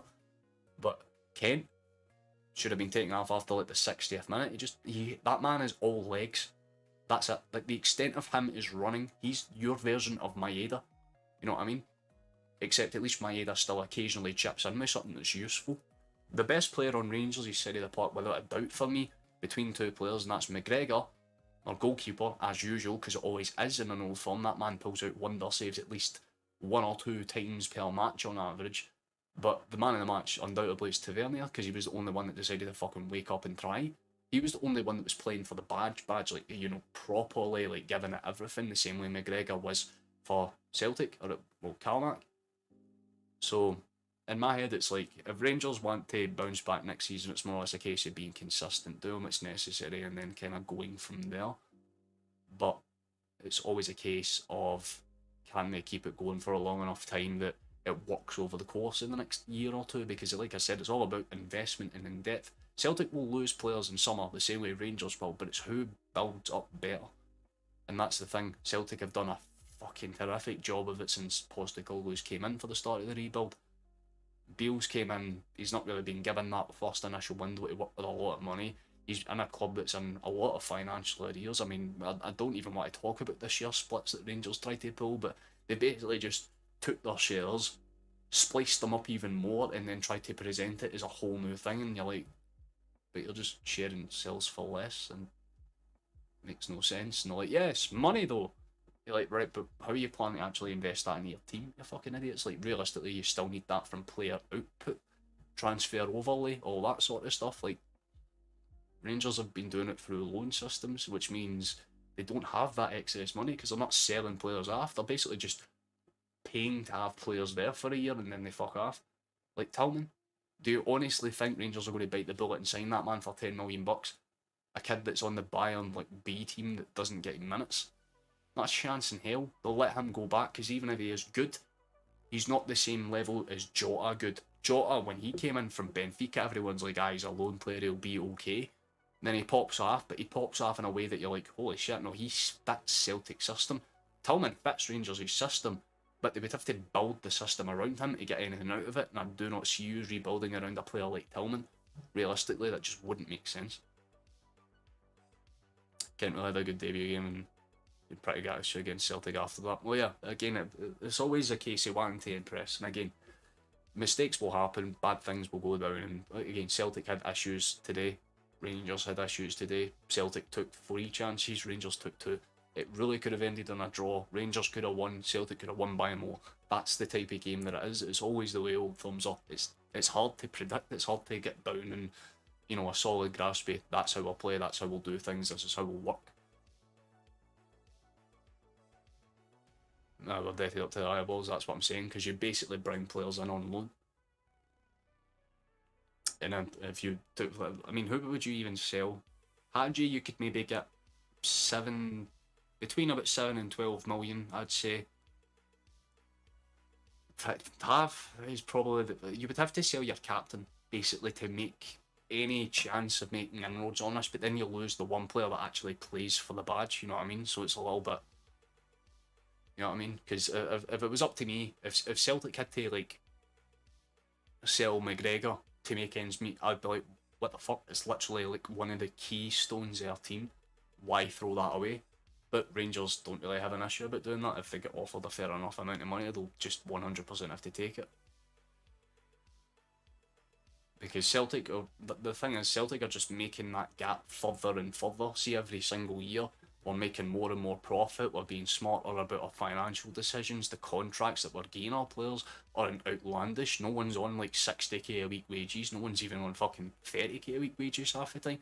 I think the most played player on our team is about 35k a week, which is pretty good for a, you know, team like Celtic that's to constantly be competing in the Champions League every fucking year, or at least by club coefficient standards, that's where we should be at, which is where we're at right now. We're still in, you know, Champions League contention. We're going to win the league this season, so we're more than hitting our objectives for what we're spending. But Rangers are just throwing random wages at random loan players and then hoping that they stick, and if they do, they'll buy them. But that just doesn't work. Lundstrom's been the only example of that that's made sense. I can't make money for selling players, but I'm losing 8 players a summer and a major 35 million loss. Yeah. The big thing is that when Morelos was that hyped player that everyone wanted to, like, you know, rely on and be like, oh, 30 million for him, when, you know, you were really confusing about your transfer policies. But if you took that deal and sent Morelos down to Aston Villa for like 20 million, you would have saved your club essentially, because Morelos doesn't care about Rangers. You can see it in the way he plays. Man's more concerned about the fucking contents of his KFC boxes than he is the actual fucking pitch. You can tell by the way he plays. You don't have a player like that on Celtic though. Even if they're lethargic, it's usually just because they've been run into the ground because of fitness concerns. That's what happened to Moy today. The man's just simply ran that much that he had to slow down. Plus, he was sent back from Australia for fitness reasons. As Celtic fans, we've been in the same place. It's the same old, same old. That's the thing. Rangers are just trying to dig themselves out of a hole that they've already, you know, gotten out of. You know what I mean? Like, see that film Holes? Oh, well, the entire point is that they just dig 6 feet holes their entire life. So that's what Rangers do for themselves. Like, they'll get out of one hole and they'll be like, and then immediately start digging another one. You're like, what the fuck? Just slow down. And they're like, nah, we need money. We kept him and he's winning summer for a free, and that's where you fucked up, because 12 million bucks in the SPFL is a good amount of money. I mean, even if it only takes away some of the debt that he's owed, it's still a good amount of transfer debt that he's clear. But instead you're letting the boy walk for nothing, and he'll probably go and sign with a championship team, because that's pretty much what we did with Rogic. We just went, look, you're not good enough to play with us consistently anymore. We wish you the best of luck. And then he went, fuck it, I'll go to Australia. Decided, no, do you know what, actually, I'm going to go to the Championship. And now he's playing for West Brom and no one really cares. We put ourselves in the hole, that's what I'm saying. Like, you're digging your own grave. And again, we've said this like a decade ago. Everyone was like, you're digging your own grave. And everyone was like, I don't know. But Rangers fans are more aware at this time. They're like, no, do not fucking put us in the same hole. Do not do it again. Because realistically, it's seeming like it's happening, because Celtic are doing smart business. We're not breaking any laws. Fundamentally, we're in profit. Everything's fine. And Rangers are just trying to scrape together enough to say that we're still, you know, financially on par. Even though you just take one look at the record books and you're like, shit. Like, what I was going to say was, not like 80 odd million in debt. You've just made it 87 million in debt. But Celtic are in net profit. Meaning that Rangers would need to qualify for the Champions League without Celtic getting into the Champions League for the next 3-4 seasons, just to output that debt. Not stop Celtic's development or stop Celtic from winning the league. Just stop the rot, essentially. Stop the debt. That's kind of terrifying. But again, that's the hole that, when you buy a club that's struggling financially, that's the issue about it, is that if your rivals are one of those teams that can just spend like Celtic can, then Rangers are going to just constantly struggle to keep pace. You know what I mean? Think about it like a hurdles race. They might get over 1 or 2 of the hurdles, but eventually they're just going to clip one and hit the deck. Meanwhile, Celtic don't even look back. They're just like, boop, boop, boop, boop, boop. Oh, the race is over. We've won, turn around, and everyone's like 30 points behind. Taking the Beowulfs about if Oh, that's actually a good question, guys. Do you think Beale lasts through the summer? Do you think do you think he gets that summer to obviously do what he needs to do? Or do you think, obviously, if you go trophyless this season and Celtic are obviously domestically superior in every competition, do you think he lasts? Because that is curious. That is actually a very curious way to look at it. Because I think they would give Beale the summer. I mean, they wouldn't have signed him on like a 2-3 year contract if the intention wasn't to keep him for at least the summer transfer window. But I think they just got the appointment wrong to begin with.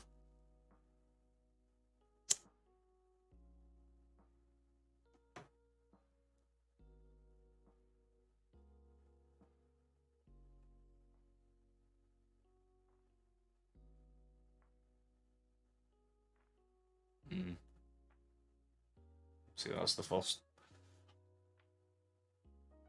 That's the thing about it, guys. Is I don't think you will fold as a club because, quite simply, I don't think you would allow that to happen. I mean, the thing is at least you do have an academy that you can just outlay at least a couple of million in players. You can get a good amount for your team that you've got there now. Sell Gold's enough for like 8-9 million. You've got a decent bulk back in that, but you would basically have to gut yourself from the inside out to comfortably be debt free, which is the shame about it. Because again, there are teams in England that are literally sitting with hundreds of millions in debt and they're still allowed to compete in the Champions League and still allowed to do all of this stuff. But up here, it's like, yeah, if you're like 100 million in debt, you can basically say it's game over. And Rangers are sitting at 87 million right now, which is just, you know what I mean? It's that red line. You don't want to tip the edge. You need to change your board. I've not really seen a lot of Rangers fans talk about it like in depth, but your board just don't seem like they know what they're doing, man. They're just making stupid, you know, contract things. I mean, some of the contract fucking things that I've seen on some of your players are baffling. Like a 5k, like non-substitute fee and stuff like that on players like Rashkin. You're like, why? You're basically giving away $5,000 a week for nothing, which you could give to a decent championship level player that needs time on loan. That's the type of system that Rangers work with, using your connections down in England to, you know, bait those players in, like you did with Ben Davies, like you have done with Todd Cantwell, using those connections. Cantwell is the one example that might work, but again, he's not going to stay. Well, fuck.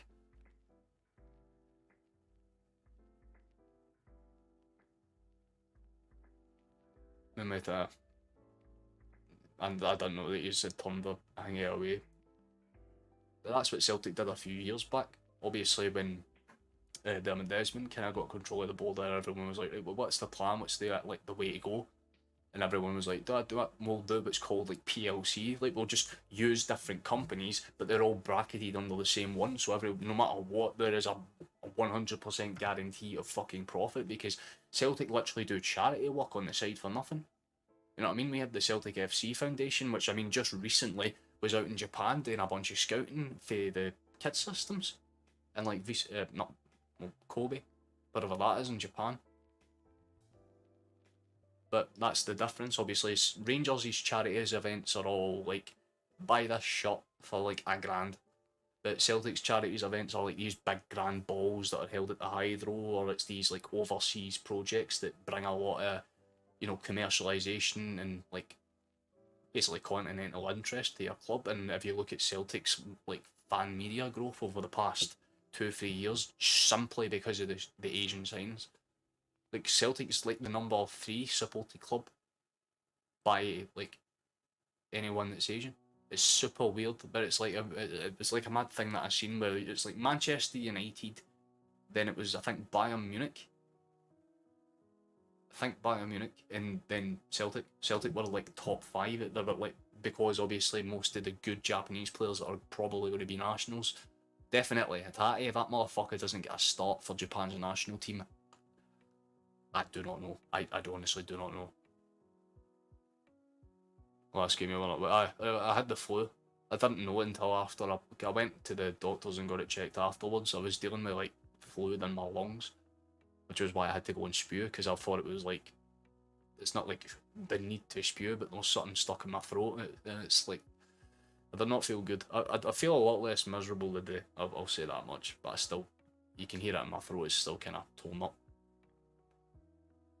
We turned an American away 3 years ago that was worth 3 billion, and we turned them away, it was Kel Fox, it was going to come in with 62 million. But they probably just sold it to the most convenient option out at that time. Because as I get to see at the end of the day, even bust board members and like club owners, they'll still look for a paycheck on their way out. A lot of people will look at Chelsea as a prime example of what's going to happen to that club. Essentially, that's what happened to Rangers back in 2012, or at least on the build-up to what happened in 2012. Poor investment from a fucking foreign investor that doesn't understand shit about the actual fucking fundamentals of football analytics and marketing. Celtic have done all the right steps, you know what I mean? Like, it's not outlandish, 90% of the shit that they sell. Although you look at the Celtic shop and you're like, why are you selling a toaster, you fools? Who's going to buy that realistically? But you'll walk into the Rangers shop and you'll see the literal fucking spoons and shit that are like engraved within like $30. You wonder why no one buys them. It's just poor investment. If Rangers want to balance things out, they'll figure it out in time, you know what I mean? But always comes down to circumstance.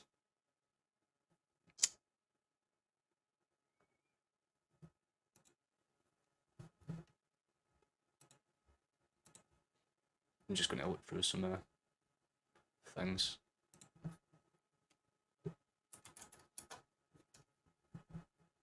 Just have a look at the games that are going on right now in the background.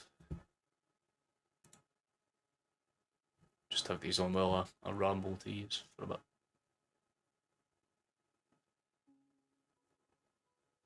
Well, don't know what to do in that game. And then Liverpool and Arsenal play tomorrow. That'll be an interesting game. Brentford are beating Newcastle, that's kind of surprising. Newcastle are in that top 4 race on that. That's a weird looking table, man. Fuck Chelsea doing there. I don't really watch the Premier League in blunt fairness. I just kind of see highlights as they come and go.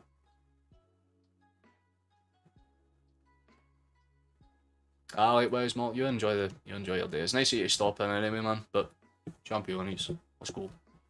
I do need to wrap up a stream at some point. At time. You take it easy, Mark. It's nice of you to stop in, man.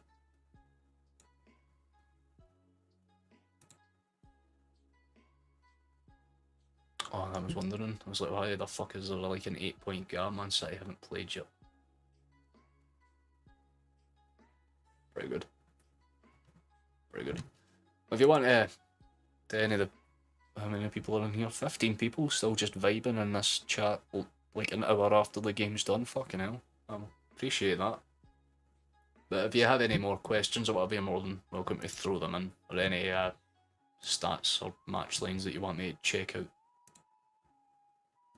I was just curious of what was happening in the games, because I got a message in the corner from my phone like, yeah, there's still football happening, though. Is Arsenal going to win the Premier? I think so. Simply put, they don't look like they're going to fuck up too many times between now and the end of the season, but it really depends on Man City. Really depends on Man City. I mean, it's a really weird title race because it's not as intense as previous years, you know what I mean? Like, it's not, you know, City are 20 points ahead, or Liverpool and Man City are like 40 points ahead. Like, I mean, if you look at the table in general, it's still very tight, even if you take away the, yeah. Like, I mean, I don't see Man United catching Arsenal. Man City are the closest option they've got, and they have that game in hand, so what would they get? Be 5 points? So, yeah, I would say realistically that would, City might be able to close the gap, but it's very difficult. I'm not disappointed by Liverpool, man. They just don't ever seem to be consistent. But they could still realistically finish top, I'd say maybe top 5, get Europa League. And the last time they won it was what, was it 04 and 5? I believe so. going back a good fucking while now anyway, but it's been a solid amount of time, but they would deserve it. They would wholeheartedly deserve it, 100%. So in my head, I'm like, I hope they win it because it'd be nice for them. I'd prefer they win it over City anyway. I'll say that with my chest, because the way City have played recently, I mean, with all the shit that's going on with them as well, I'm not really confident in that regard. You know what I mean?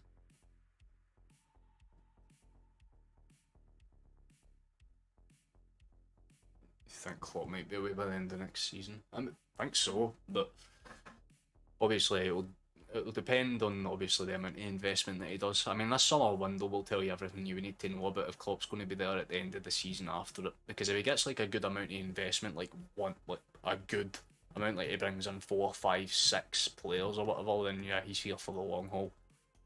But it really just depends on it, obviously, because again, Liverpool aren't the type to just go out and splurge on players without needing to. I think the big target would probably be Jude Bellingham, but based on the way that they're going this season, they'd need at least Champions League football to even guarantee a chance to sign a fella of his calibre, so always comes down to circumstance. Always comes down to it. That's the thing, he always comes back to that point.